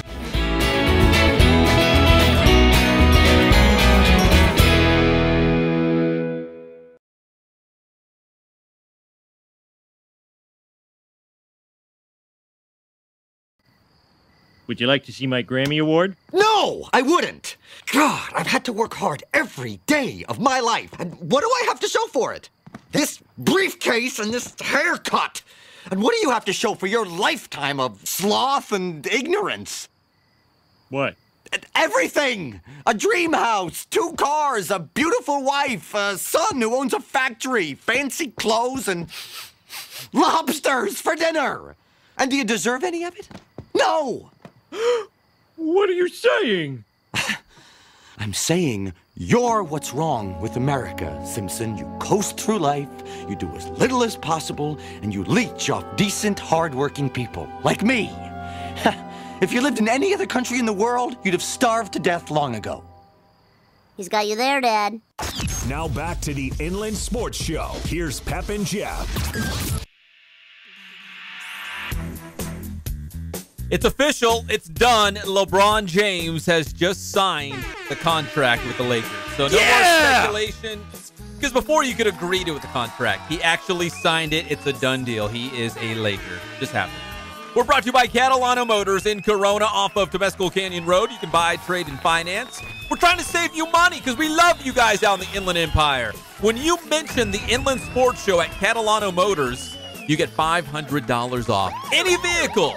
But you got to say Inland Sports Show, and you've got to go to Catalano Motors in Corona off of Temescal Canyon Road. CatalanoCars.com is the website. All right, we got like 2 minutes. Want the Dodgers lineup? Yes. The quick and dirty of it? Yes. Okay, here's the good news. Andrew Tolles has been called up. He's starting in center field tonight. We haven't heard about Andrew Tolles. Remember, he got really injured at the end of last season. That is right. I remember. Okay, here's the lineup. Leading off in left field, you got your boy Young Jock Peterson.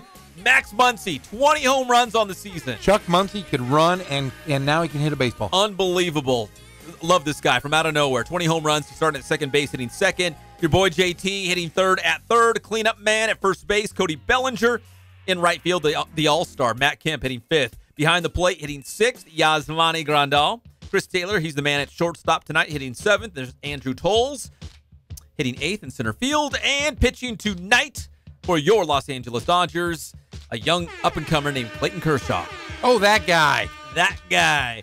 And again, congratulations to Jacob Nottingham. His first career Major League Baseball hit. I'm checking back in as the Brewers are now leading the Marlins by a score of 2-1. So congrats to Jacob Nottingham, the pride of Redlands High School. First hit. Again, follow us on Twitter at @inland_sports. Please, we'd really appreciate it. Hit us up on Instagram as well. We will continue the high school football talk every single day right here. Hey, tomorrow we got Liam Simmons, brother of Ben Simmons, Rookie of the Year and assistant basketball coach at UC Riverside. And Tim Cook, the head basketball coach at Life Pacific, fresh off the NBA Summer League in Las Vegas. He's going to have a full report, right? Yeah, so a good day. And Pep, always great seeing you. I missed you, buddy. We're back. We are back on the air, and I love it. I feel at home. Yeah, but you know what? Talking about all these ants and spiders, I'm like all itchy. I'm like all squirmy over here, like scratching myself. It's that just feels like another Monday to me, buddy. Quakes baseball coming up. Pre-game will start at 6:50 with Mike Skoggy and old Chappy Chap, Andrew Chapman, as they take on Lancaster, trying to make it 14 wins in a row. And again, we got to stay up to date. There could be some Quakes involved in a potential Manny Machado trade with the Dodgers. Quakes baseball coming up in just about 50 minutes. As for us, we'll see you tomorrow 3 o'clock on the one and only Inland Sports Show on Fox Sports IE, 1350 AM. Bye.